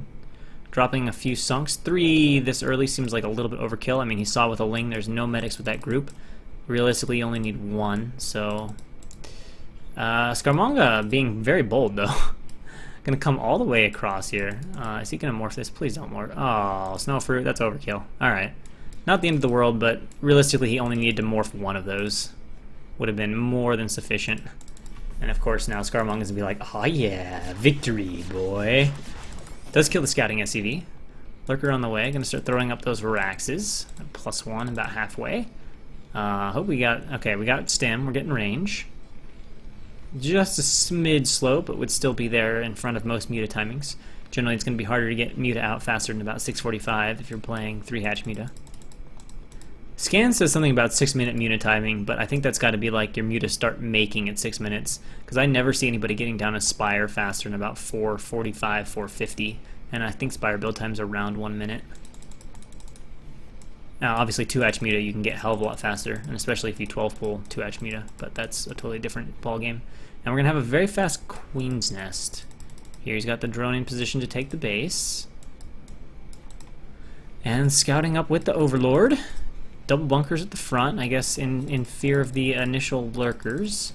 Now, the one thing I would like to see is I would like to see him start to get out on the map, because if you just sit back and let the lurkers contain you, then there's nothing you can do. You just have to sit there and wait for your tanks to get out and your vessels, so you just let Zerg do whatever he wants until that point. And with this fast of a hive, there's this danger of just sitting back too long. Well, he's actually, never mind, he's only opted for 3 racks, perhaps in response to the lurker, so that I do like from Scaramanga. Especially at these levels, just going for the 3 racks and then putting down the factory and the starport like this, because it will give him a much more reasonable vessel timing. He's not going to have this awkward situation where he's like, oh, shoot, I'm contained, I can't break out, and Zerg almost has swarm.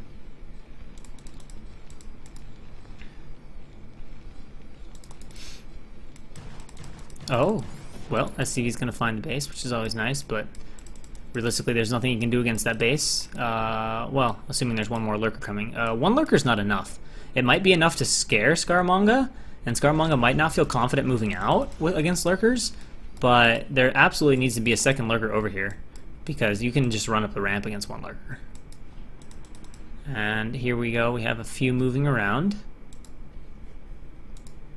But he needs 1 more over here, man. I don't know if Scaramanga will scan and realize this.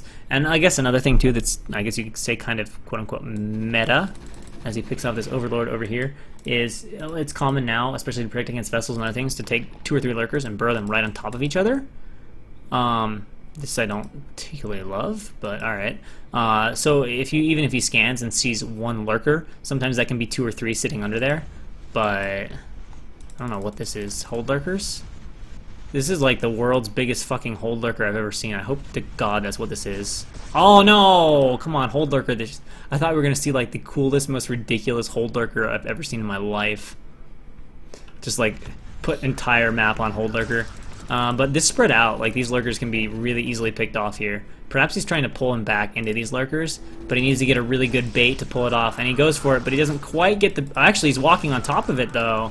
And now he's burrowing here, but these should get surrounded. More lurkers running in. With good micro, Scaramanga should take this pretty comfortably, but the micro not super good from Scaramanga. Not bad, but now he's running out of scans and is going to lose most of these Marine Medic, and this bizarre lurker positioning here from Snowfruit seems to get the job done. Who is, man, this is really aggressive play from Snowfruit. I like it, especially since he just killed this group, but woo! Getting a... that took a while to make that hive. That Queen's Nest has been done for a long time. So not going to have the fastest hive in spite of everything. So might still face a little bit of a window here against first vessel, which should be... Oh wow, he's going to go drop right away. Is he leaving anything at home? Not much. So Scaramanga's being greedy, or sorry, Snowfruit's being greedy / aggressive with his expanding, and Scaramanga's being greedy with how many units he takes out of his base. Looks like he's going to fly over this, heading straight to the third base. These are creep colonies though, so these will not be here. It's going to be a question of can the Lurkerling get in position in time, or this. This is not a bad decision. There are 2 tanks here. Now if he throws these Marines into the bunkers and scans quickly, I think he'll be okay against the counterattack here. But he's got to target the one sunken colony down.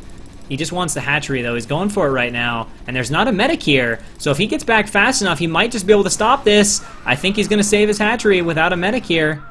Throw 1 medic in that. So this is definitely a win for Snowfruit.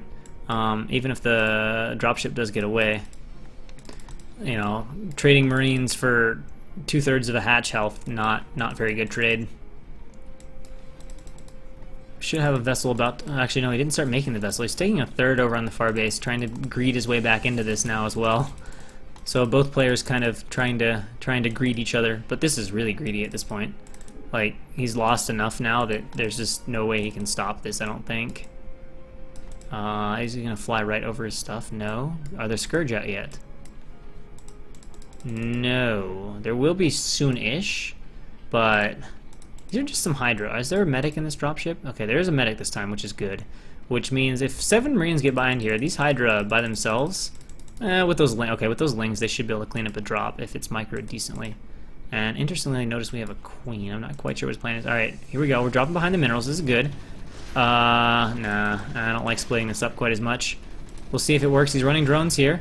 Now running into the main, but of course Zerg army on top of this, and the drones are being run all around. Nice running from Snowfruit. Notice that he ran. It's a weird time to morph lurkers, but all right.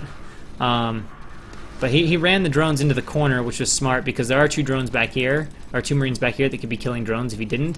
But it looks like this drop is causing so much problems that he's sending his army back. Now, why he's sending his entire army back, I don't know, and I don't think that's great. But his drone running here is fine. And especially since these lurkers are now about to finish. And obviously Scaramanga paying quite a bit of attention to this drop. Now he maybe wants to defile their den, but I don't know. There's a lot of links coming back in. He might get another drone or 2, but should be able to clean this all up here shortly. Just a couple links behind the minerals. Oh, don't send all your army back. So Snowfruit mostly defending really nicely, but sending the entire army back, and especially running it all back into the main. Super overkill here. These Marines are like on a rampage, being a little bit forgotten right now, especially with a second drop going down here. Now he's going to come back and make this drop pay for itself. With the medic, he will be able to get the hatchery. So Snowfruit starting to run into some difficulties here. These Marines able to get a few extra kills, but still from a base count position, Snowfruit's still alright, although critically, he doesn't have that 3rd gas. He needs to definitely put a gas down here at natural and get that 3rd gas up. He does have his defiler den though. Hopefully he has consume. Still not sure what this queen is for. 1 queen by itself is almost surely not for super fast early single broodling, unless this is a new meta Snowfruit's trying to develop for dealing with the 1 vessel 3 tank push. This is an interesting army from Scaramanga. He's certainly made a lot of tanks. And Marine tank does pretty good against Lurkerling in most situations. Now, if there's Dark Swarm, this many tanks just gets not that great because you just swarm and run under them and burrow and, you know, doesn't do a whole lot. But I don't see defilers right now. And I don't see, well, I don't know about consume. Is there a vessel? Okay, there's a vessel with this. So this is kind of scary. He's going to need a flank to deal with this, especially since he doesn't seem to be making defilers anywhere. There's Hydralisk. There's not going to be... He's made a defiler mound, but he's not going to be defending this with defilers. So this push is... Oh, it's got to get across the bridge, though. If it gets eaten up before it gets across the bridge, it's going to be really frustrating. He does have certainly options to sandwich it, especially coming down from here and through the Nidus. But this is a really big arc, and with no defilers, it's a strong arc too. Not a lot of Marines in here, but the splash damage from these tanks will be tremendous. But we'll see what kind of flank he can say. He could even do lings across the bridges, lings from underneath, lurkers from that side. That's interesting. Okay, so the Queen was obviously for ensnare, and here we go, running in from the back, and he's going to get some lurkers burrowed on top of those tanks. Let's see if he can spread these out here. And, oh, he's actually picking off most of the tanks. This is being handled pretty well by Snowfruit, but the Nidus Canal targeted down, and that is going to probably result in the natural falling. Good scan goes down. The ensnare is still causing a certain... this ensnare is actually really working out. Wow. This is really slowing these Marines down, significantly reducing their mobility and allowing the Lings to get a few kills. The medic can't even get back here to help heal. So I like this little play from Snowfruit. It's slightly silly, but it's working out really nicely, and it's going to help allow him to hold this push absolutely. Does pick off that Marine and cleans everything up. A very scary looking army from Scaramanga held off, and of course the Nidus Canal almost instantly remade. The only concern for Snowfruit at this point is his drone count is still very, very low. 29 drones. I mean, usually you'd have, you know, close over 30 just, you know, 10 minutes ago when you made the Mutalisk, and does Scourge a vessel right here. So that's the only concern for him, is he's got a very weak economy from a drone standpoint right now. Dropship flying in, but no medics. Could Scourge it. Doesn't seem to see it in time, though. A little bit more worried right now about sending some Lings over across the map. Let's see where that dropship can head. Marines are down, getting drone kills, so this is becoming a little bit concerning for Snowfruit, how much economy is hurting. A few more drones hatching, but we can see he's still at that weak economy now. This space is not stable at all. He needs to micro, Scaramanga over here needs to micro these vultures for his life. It's a little bit unfortunate. He's had this base for a while. He should have been able to get it a little bit more stable. He's going to have two vultures coming out in tandem here, which is good. And he is stimming Marine Firebat over here to defend this base. But these Marines down here still going to work, and we can see they've gotten another 10 or so drone kills as the numbers just continue to drop here for Snowfruit, who is definitely hurting economy-wise. And now these vultures are out, are cleaning up these Lings. So good defense from Scaramanga, who can go ahead and re-land that command center in time. And we can see the, again, just the economy from Snowfruit is going to become an issue here soon. I'd like to see some mines from Scaramanga for sure, and possibly some tanks over here. But, you know, he's starting to get this defended. Cluster all this up, and these Lings can't do anything against it. Spread out like this, maybe, but there still should be enough that these Lings won't really get anything done. Mine going down, and a little Ling running over here, and now we're just getting some vultures. Oh, do we finally have mines? Yeah, we got some mines. This is good. Gonna make it much harder for Snowfruit to just spam Lings at bases and wreak havoc that way. Nice little patrolling Ling here looking for expansions. In the meantime, Snowfruit is adding some drones like crazy. I mean, he really needs to. But of course, remember, this is a long time without units. Oh, this dropship is in a bad spot. But oh man, just when he's starting to add some drones, this happens. And 3 or 4 or 5 drones going down at the natural right away. Can he get any more? Quite potentially with these Firebats. These drones probably shouldn't be drilling this. The Firebats, if they splash good, could do some damage. But it looks like he's going to be able to run those drones away. Is he going to have units coming through the Nidus Canal? No, a random tank shows up out of freaking nowhere to kill the last few drones, and possibly to kill the Nidus Canal. This is a crazy attack here from Scaramanga. The single tank Nidus Canal sniper. Can he snipe it? Yes, he can. Now, if he has like a double drop coming to this base, aww. If only he'd seen that lurker faster. This drop could have been really good, really obnoxious. But unfortunately, it drops right on top of a lurker. And now we just kind of have some Marines running around crazily. Lots of action all over the place, though, but this drop shut down. Where are the Scourge? Needs to get a few Scourge out to deal with these dropships. Definitely don't want to leave these things alive sitting over your base, but again, the economy from Snowfruit is just not in a good situation. And it's, oh, holy shit. Okay. And all of a sudden, we have these 6 dropships of doom. And this might be a real problem. Snowfruit trying to take this opportunity to re-drone, but you know what that means?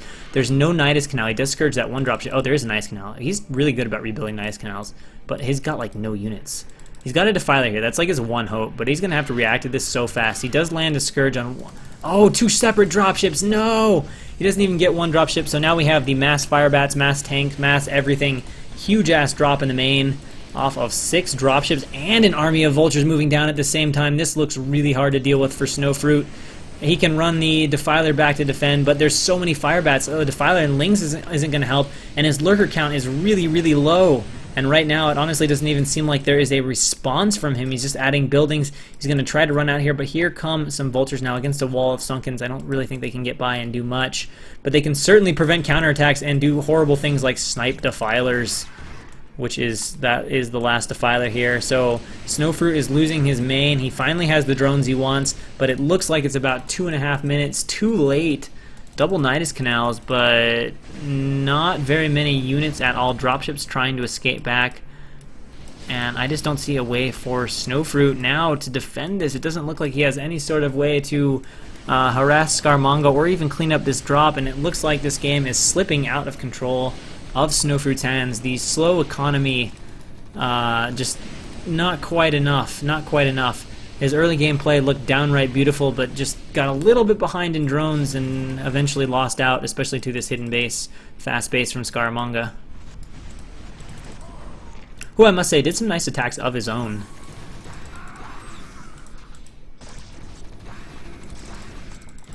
I don't know what that is. Needs a scan. Okay, he's got a scan for this lurker. Trying to pick it off, but lurkers are pretty strong, man. Lurker's pretty strong. So the main base is raised. Vultures have a bunch of mines out here. I don't even know what he's doing. He's just got a shit ton of vultures running around the map. He's doing something with them. Maybe now they're going to come in and single-handedly try to take down the Sunken. Mass vultures versus one Sunken plus a lurker. Get absolutely nowhere. Especially because he's not scanning for the lurker. Snowfruit still has sweet economy now. Oh, decent economy. I wouldn't say sweet, but like decent. Trying to go for Ultralisk. He does have a little bit of a bank, but his bases are being so disrupted. He's still trying to take down this poor Sunken with vultures. Oh, and now he's got a tank down here. And of course he does have 2 tanks here that he could bring in from the other side if he wants to.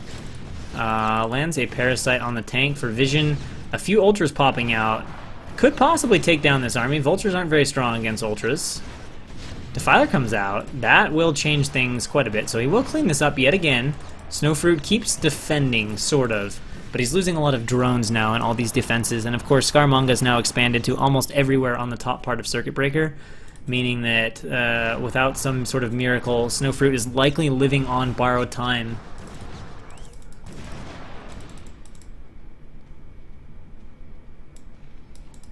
And Scaramanga obviously, quite focused on multitasking in the bottom corners of the map. Hasn't sent in the last of his army for a Doom attack. Obviously hasn't laid a whole lot of mines, but hey, what can you say? His attacks are doing a pretty fantastic job.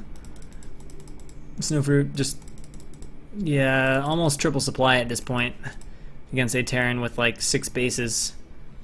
I just don't, oh, and we got a triple drop coming in here. He's got a lot of Scourge out on the map.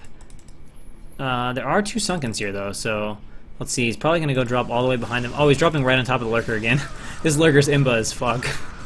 Especially combined with these Sunkens. It's just like single-handedly shutting down Scaramanga's drops. Because it's like, it's right where he's trying to drop, plus the Sunkens. And I think he just had those drops queued up to like land.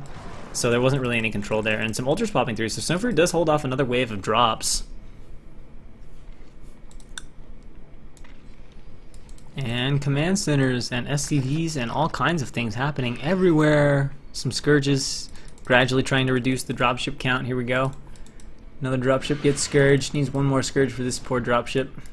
But now, in the meantime, the big mech army has arrived, and there is not a Defiler to be seen. So, oh, there's 1 Defiler. Oh man, he's got to get a Lurker Bird under there. Oh, but he can just, holy shit, all of a sudden this Doom army shows up. He needs a swarm. He needs a lurker under swarm. He just needs to irradiate that lurker though, and that's it. I don't even think he can get under there though. If he tries to run under, there's enough splash that he's gonna die. Just trying to run there. Going for the eraser now. No way to defend that. Oh, there actually are some Scourge. There's a way to defend that, but he's okay. But that's all shoot. Oh, nice bro. I mean, Snowfruit has some really nice moves, but nice moves, as nice as they look, they just don't do much when you're triple supply down. Trying to get the Scourge off on that vessel, but not quite gonna happen. Finally, these tanks come down.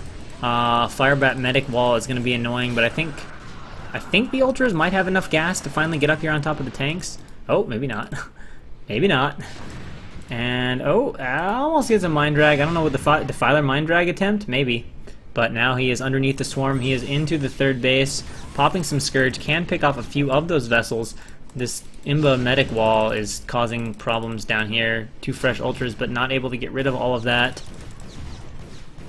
And it looks like the last vestiges of Snowfruit's defense are coming to an end. I think he's got to be close to typing out. He just doesn't have any units. He's flying around with a few Scourge. He's got an ultra here, an ultra there, but realistically, he just doesn't have much to fight Scaramanga with at this point. He's finally up into the main base. Is this weakened? No, he just wants to kill drones at this point. Just going to target fire down the rest of these drones. The Lurker with an obscene number of kills. And even though it probably only has 16 official kills, it's like assisted count is like another 50 kills. Parasiting these tanks, okay. Not sure it's really much, but I gotta give Snowfruit credit. He's fighting. He's fighting in this game.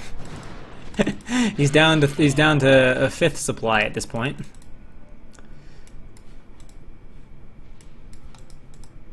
I don't know exactly what he's waiting for at this stage. This seems very determined.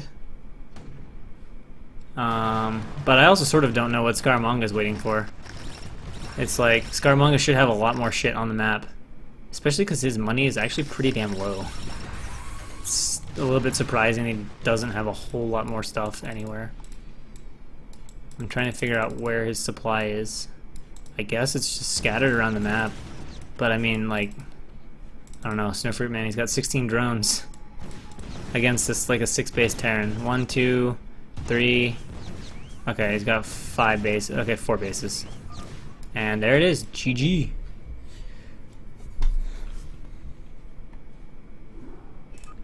Snowfruit gives the good fight, but in the end, Scaramanga just a smidge too strong in this particular game. So now we go to Scaramanga versus Snowfruit game 2, but I really must say, I liked the first 10-12 minutes of that game from Snowfruit. Unfortunately, he just got stuck on a little bit too low drones and let Scaramanga have that third base, and I think that eco advantage and those early effective drops eventually caused some problems for him. Looks like that was a 12 hatch. Oh, we had a little bit of a bunker scare here, but pulled back pretty quickly. SCV coming into scout, getting gas. What do we have here? eBay? eBay? No. Academy? We got 1 Rax. We got 1 Rax. We're going to lair. Off 2 hatches. 2 hatches lair. No hydrogen yet. Killing off the SCV.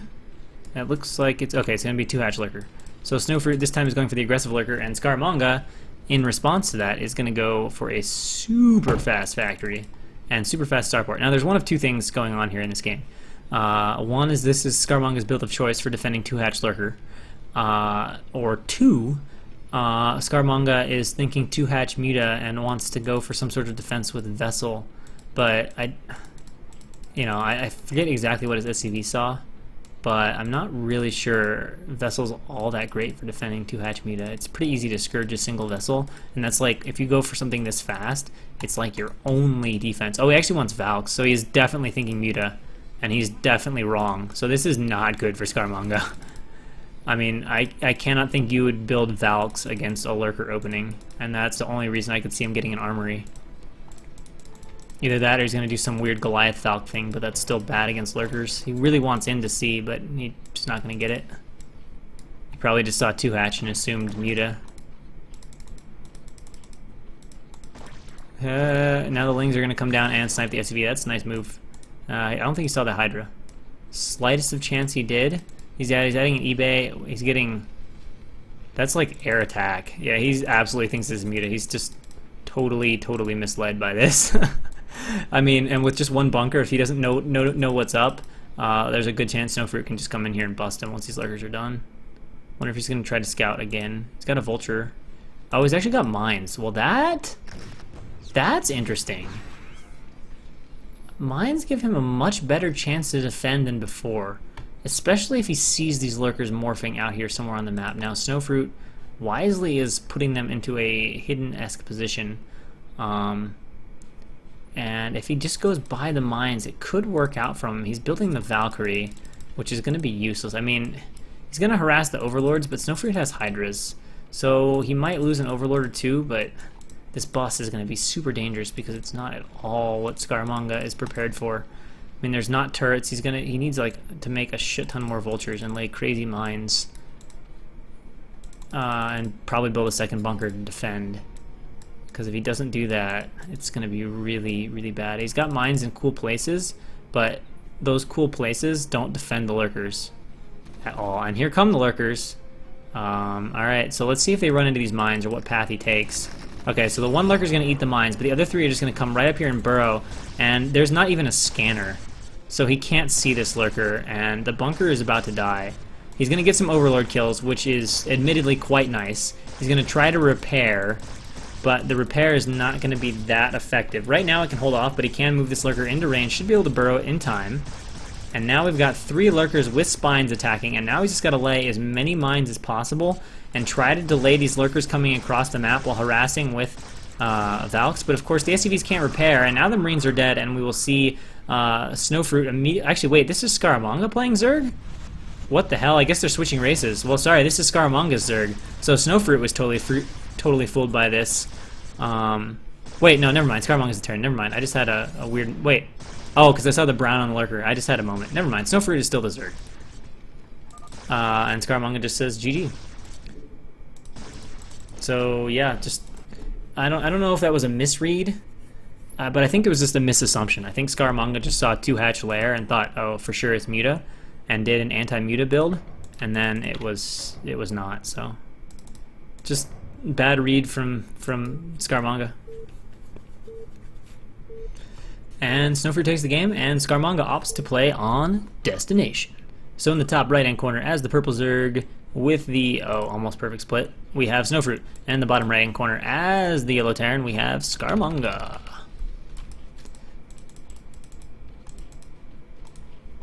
And we're going to have the overpool here from Snowfruit. Pretty typical early game stuff, and just expanding here from Scaramanga. A few lings out, but looks like the ramp is comfortably blocked. 4 Marines on top of a ramp should be fine. 5 Marines now, yeah, definitely nothing gonna happen. Gonna push him out of the natural, start getting that bunker up, float the CC out, and what do we have here from builds at this point? We're going for 2-hatch lurker yet again, which obviously ramps on Destination strong as hell. So we'll see how this plays out. He is again opting for this factory. Please tell me he's not going to blindly assume lurkers this time. He's getting an academy pretty fast, which suggests that he may not be assuming that. Might be a little more in anticipation of lurkers. We got the shop. That's like last time. Oh, the ling isn't. Oh, that's super annoying. Especially if that SCV doesn't... Okay, that's really obnoxious. That is going to delay his range even further. Not having range against lurkers is a big deal. He does notice it, though, and he's got an SCV on top of that. He's getting his eBay up this time, yeah, so it doesn't look like he's trying to defend against Muta this time, so that part is good. And now we'll see if he's going to... It looks like he's going to move these Hydra out on the map. Then the SCV is going to scout the Hydra, so he's going to know. He needs a double bunker. 1 bunker will not defend this, especially with the low Marine count and the not that fast siege. I mean, it's faster than normal, but it's not like he's going to have crazy siege tank numbers. And he's not opting for scans yet, which he needs 2 bunkers and like 1 or 2 turrets like right behind the bunker to see the lurkers, and even then it's going to be a little bit dangerous because his Marine count is going to be super low. If Scaramanga or if Snowfruit makes a lot of lings behind this and then busts with 5-6 lurkers plus lings, and the bridges aren't really blocked, Scaramanga will again lose outright. I mean, he'll have a vessel to detect, so that's probably why he's delaying his scanners. But remember, the unit count for this is super, super low. I think I understand why he wants the fast tech, but I feel like it's just really low unit count. And of course, the scanners again aren't even done. If the lurkers just go right behind, they can just burrow and shut down the natural as it is. Can he delay this turret? If he can get this turret, which it looks like he might be able to, this is going to be interesting and close. Oh my gosh, he is denying the turret for right now. He needs to get another SCV on it, but I don't think he's going to try that, and it looks like Snowfruit is going to start moving in here. Now, will he make lings behind this? I think that's the most effective way to win against this low unit Terran, but the bunker is already dead, And there are scans, but there's not Marines. I don't think they'll have range at this point. I guess they could if he's researched it really fast, but I don't think he rushed out that academy. I'm going to keep watching the academy. He does have a scan. It doesn't appear to have stim, but he is splitting okay, but man, these Marines just not very effective, and now the scan is out, and he's lost most of them. Actually, Snowfruit is playing this really interesting with a double expand. I'm really sad not to see reinforcements, because reinforcements would just outright win him the game. He's also not moving these lurkers forward when he could be. He's going to let double bunkers plus the tank finish it. It looks like, because he didn't quite sense the ability to take the win, it looks like he's going to allow Scaramanga to defend, and he's going to lose these lurkers at the front. Well, there should be a second scan to burn, right? Yeah, there it is. Now he's got to move up and move back out, and then will he run back in? Well, he can't with just one lurker. So Scaramanga gets a bit lucky there. Well, maybe lucky's the wrong word, but catches something of a break, as Snowfruit didn't just flood lings or make more lurkers. Would have had the win for sure in that situation. Now Hydra's out to fight this Wraith. Nothing's going on though, so Scaramanga should notice and pull the Wraith back. There we go. 2 Sunkens going up here to defend the third. Of course, the fourth is going to be protected. Wraith's picking off an Overlord over here. Interesting that he opted for Wraiths. I guess he wanted a unit that attacks to help with the lurkers. Something like that. Wraiths are definitely being annoying though. Oh, he's actually made some muta after this, so that's going to get interesting. I'm going to pick off that Wraith. And of course, there's not going to be Cloak or anything. Getting a science facility. He's going to need to add turrets now, though, which is going to annoy him. Especially if this muta count builds up a little bit. Yeah, he is going to build up the muta count, so we're going to get a chance to see Snowfruit's muta control here off of these 4 bases. No Queen's Nest yet, but the economy this time from Snowfruit is already a pretty healthy, 40 drone economy. He's taken the time to really drone up behind this. And of course, he's forcing out these turrets here from Scaramanga. That's kind of a silly turret. Although with just 5 or 6 muta, I'm not sure it's the greatest of times to dive on the turret. Especially not sending a muta away to avoid losing it. He needs to wait for a few more muta before he comes in here. I don't know what this is. This is not smart. If it was like the 1 muta fake just to scare him, I would say that's fine. But diving in with 3 muta, I mean, he took a lot of damage on those 3 muta. Narrowly misses the Wraith, kind of notices the last second and thinks, can I get it? But no. And oh my gosh, this is like super Sauron expandy Zerg. Just gonna go everywhere at once. It's gonna give him a lot of hatches. He's got a pretty decent economy. I mean, Scaramanga's gonna have this window, I think, where he can still build up a decent army with a few tanks and vessels if he starts making those. I mean, he's already got a lot of tanks. So it's kind of a tricky army to deal with. The muta being wasted on the turrets right now is not what he wants at all. So the idea behind this, with just 2 or 3 barracks, the Marine count is not going to be that high. It's going to have a lot of tanks. It's obviously going to have pretty fast tech, but it means that a larger lair army can usually handle the first round of this pretty good, and then you can sort of tech behind that. So at some point here, Snowfruit is going to need to make units, but looking at his economy and what he has, if he just makes a lot of units, he should hold the attack purely on just having a lot of shit, especially if he does a decent flank. I mean, a lot of shit plus the flank will outright crush this.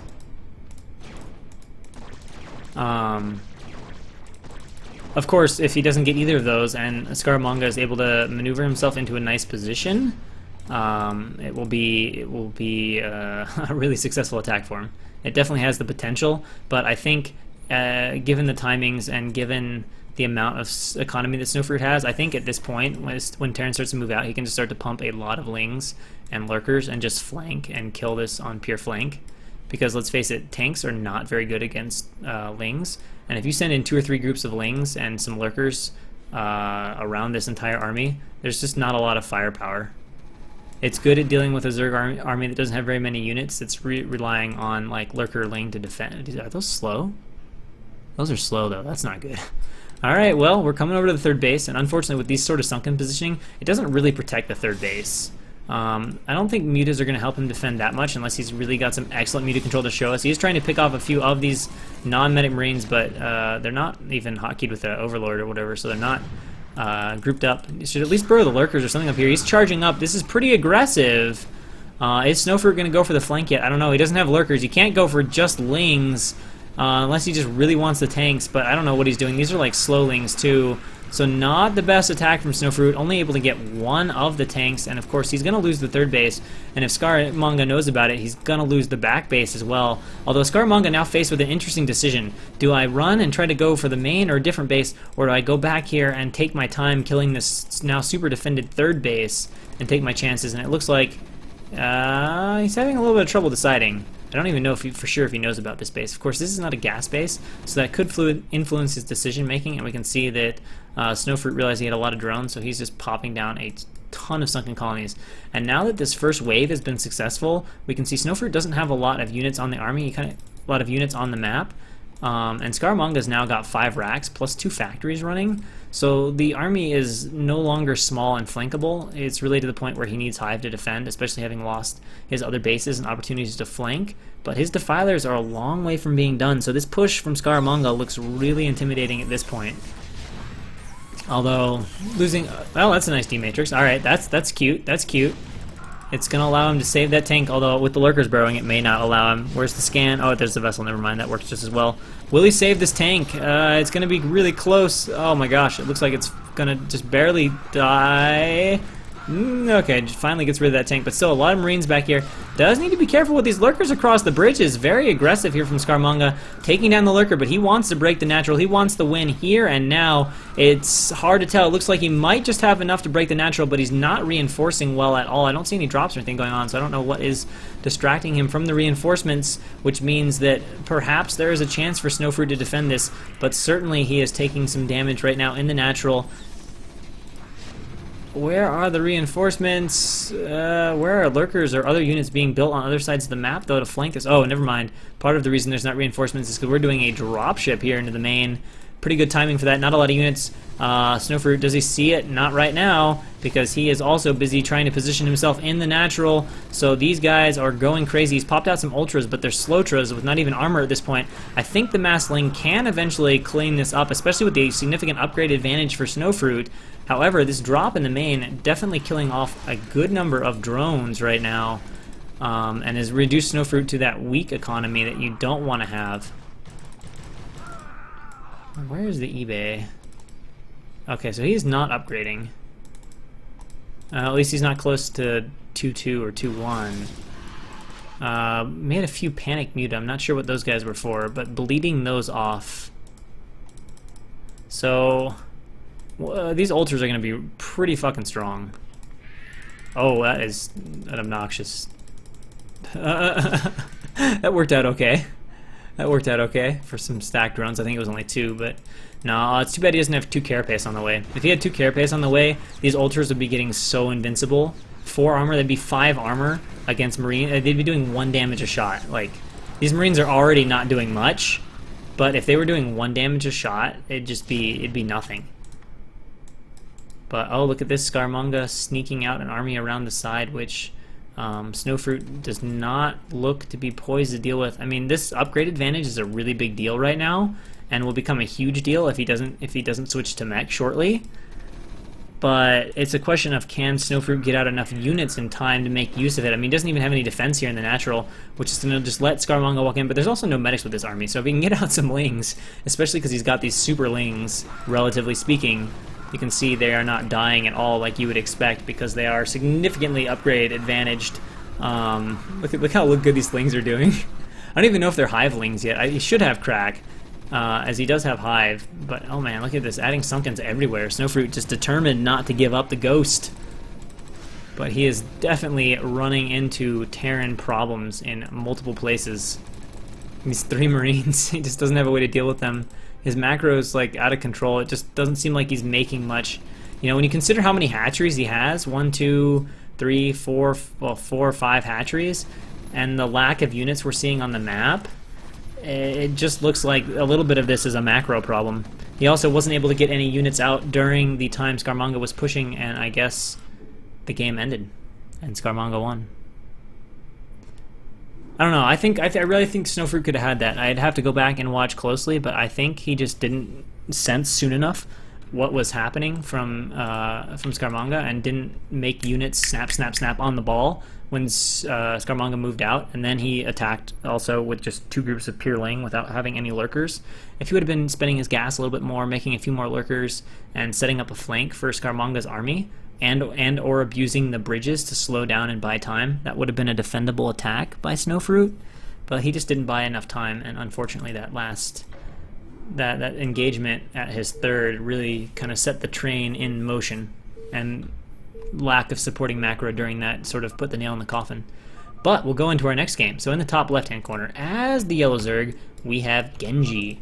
And in the top right-hand corner, as the purple Zerg, we have Valor.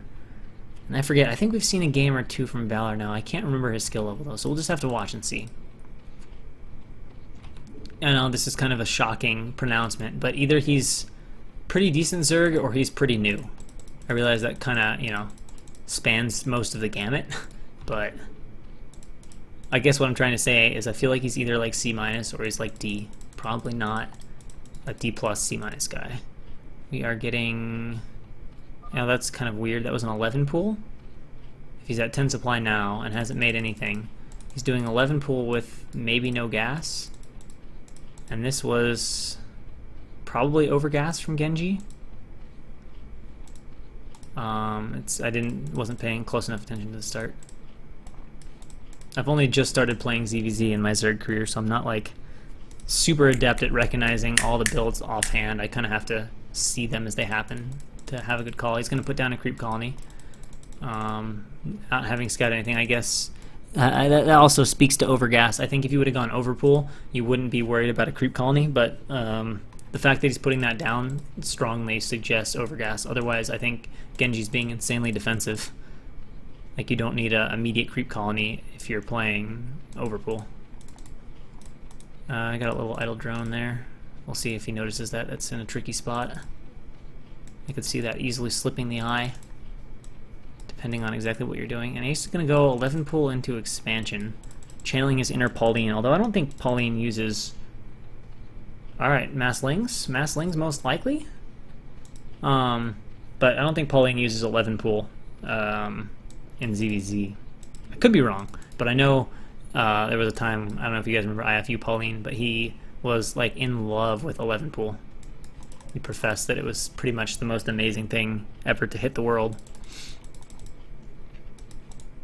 Overlord scouting over towards Valor's base, so he's finally going to see it. Going to see the 3 hatches going up now. The question is, will he go scout the nat? Oh, he's already scouted the natural. So he's going to see the natural, and he's going to see the 3rd hatch.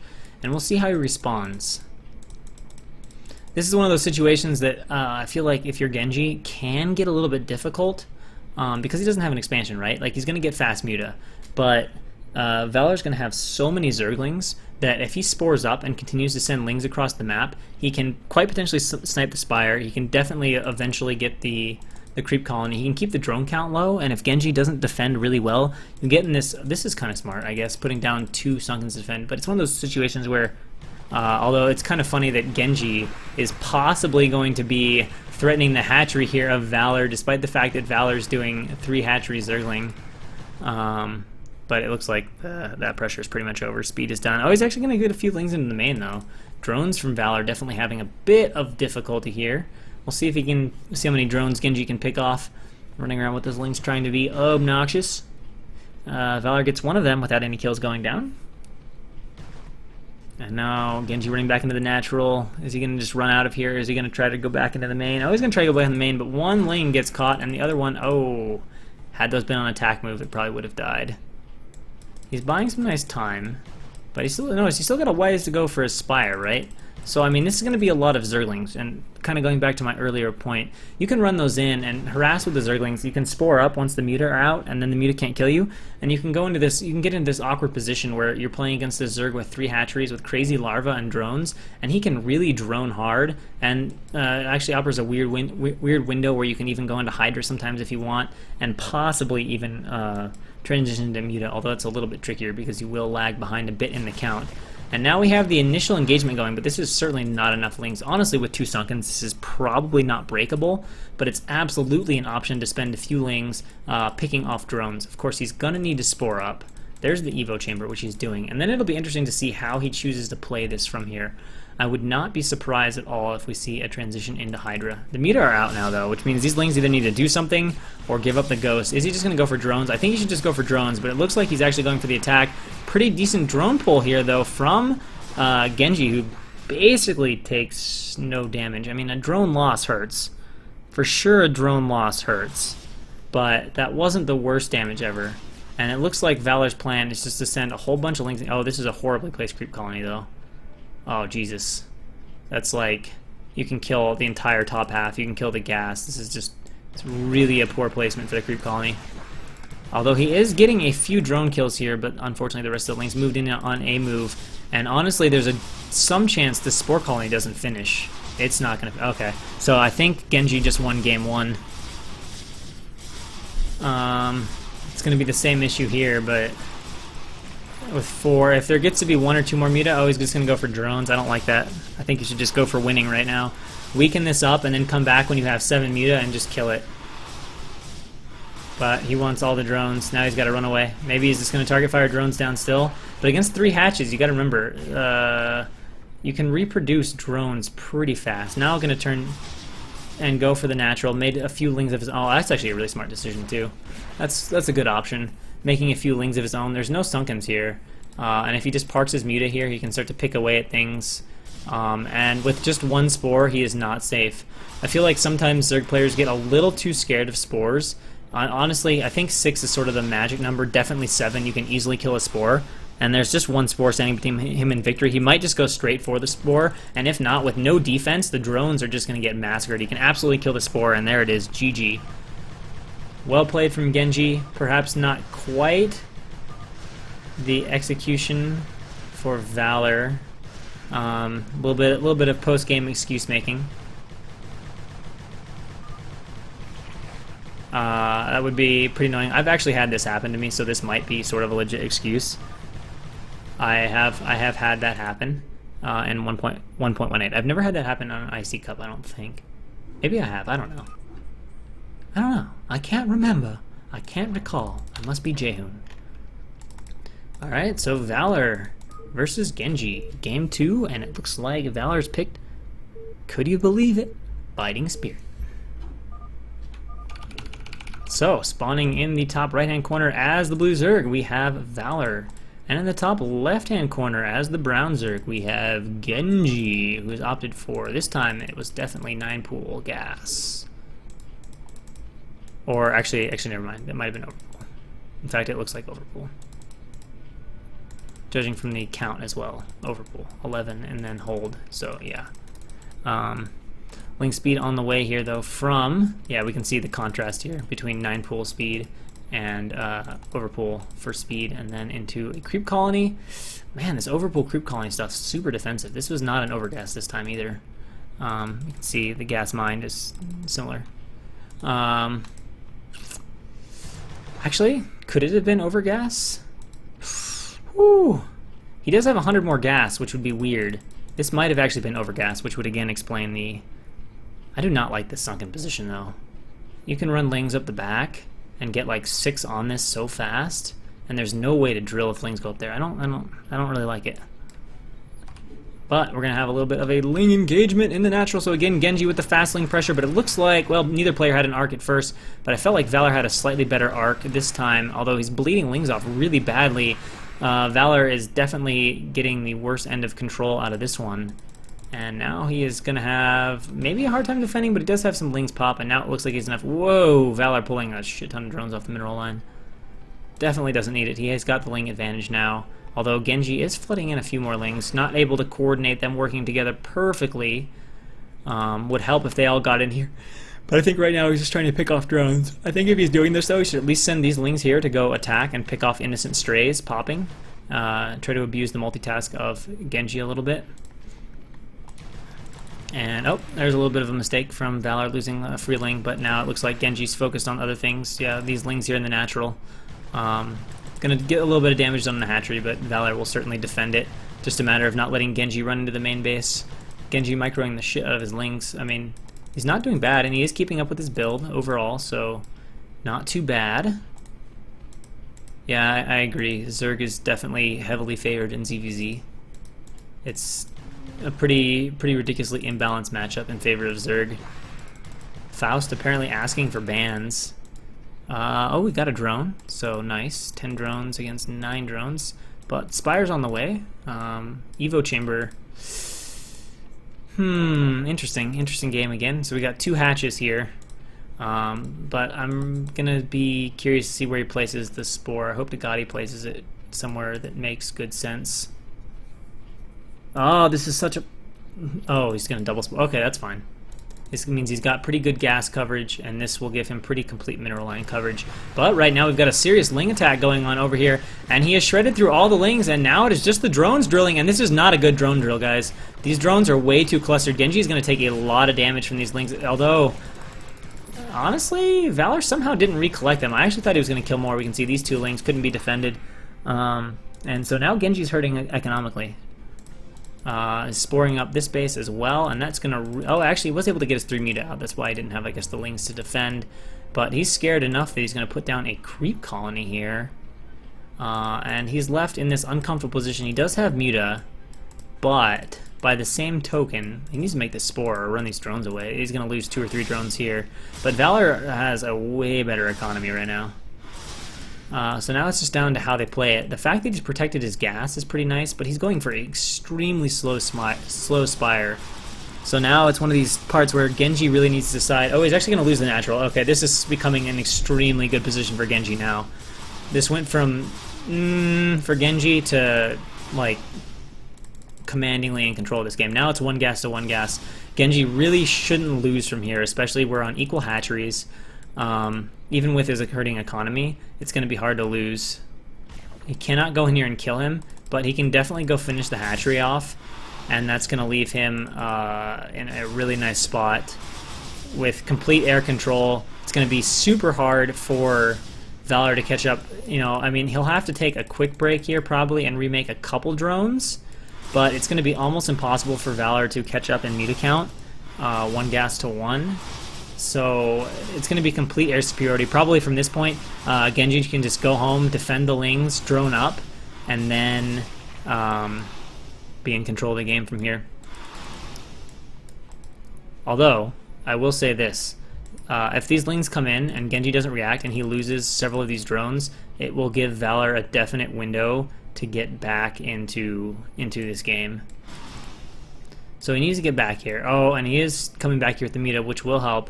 As will the Sunken plus 2 Lings, but we'll see. I think he just wants drones. Oh, going for the Sunken. This is terrible to see. Okay, he's trying to bait the drones out. That's a little better. He gets 1. Can he get 2? Every drone kill here is big, but he can't get 2. He only gets 1 drone. So Genji has made another one in the process. Muta now come back to defend. And did he get any Muta out in the meantime? No, but he's actually banked up a lot. He's going to make Scourge.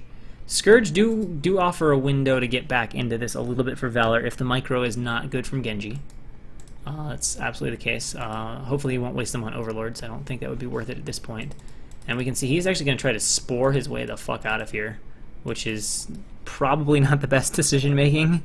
It could work out, but honestly I think he's just wasting economy and things like that for no real reason. And it looks like Genji is taking this opportunity to drone. I really like this. He's got enough air superiority, he can afford to do this. The only thing Genji will have to watch if Mutas do get made in this window, which it doesn't appear that they are, but if he does catch up a little bit in Muta here while Genji is droning, it'll be important for Genji to not be caught out harassing or trying to harass when Valor or when Valor's Mutas are also going to harass Genji, because you know Genji won't be able to harass effectively with these Spore colonies, whereas Valor will have free reign. So it'll be important, much more important for Genji to be aware of Valor's Mutas than the opposite case.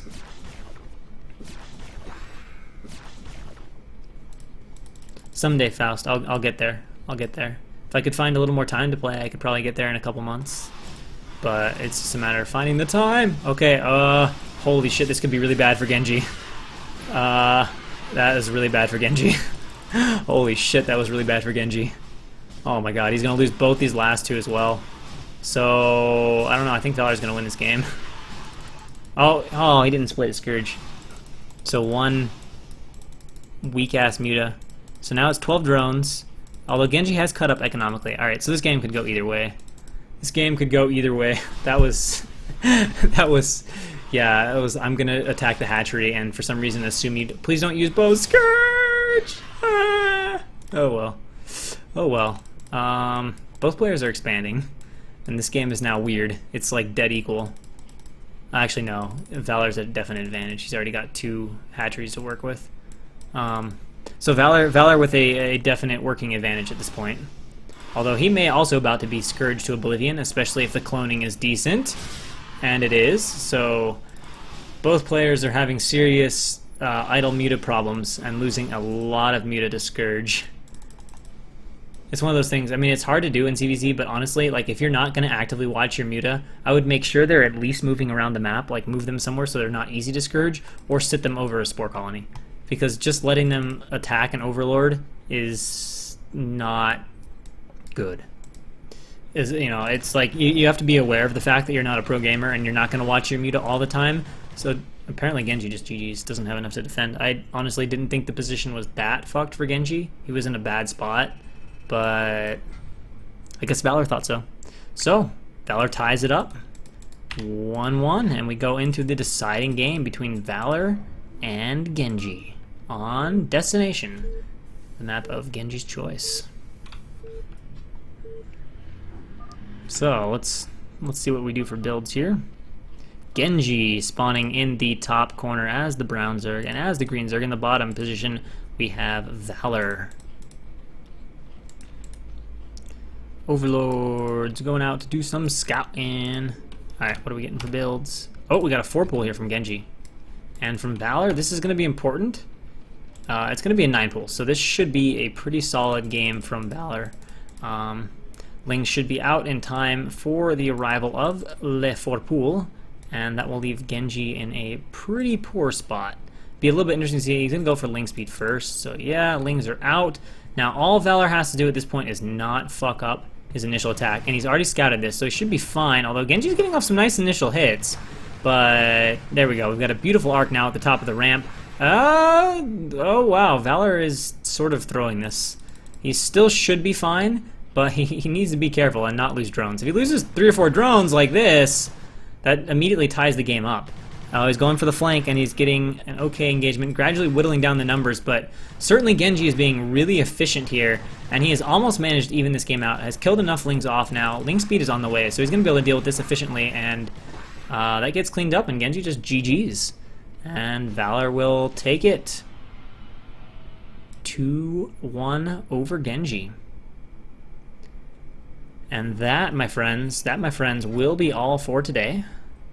Is all the games we have for you guys. Sorry, some of you were just now streaming in.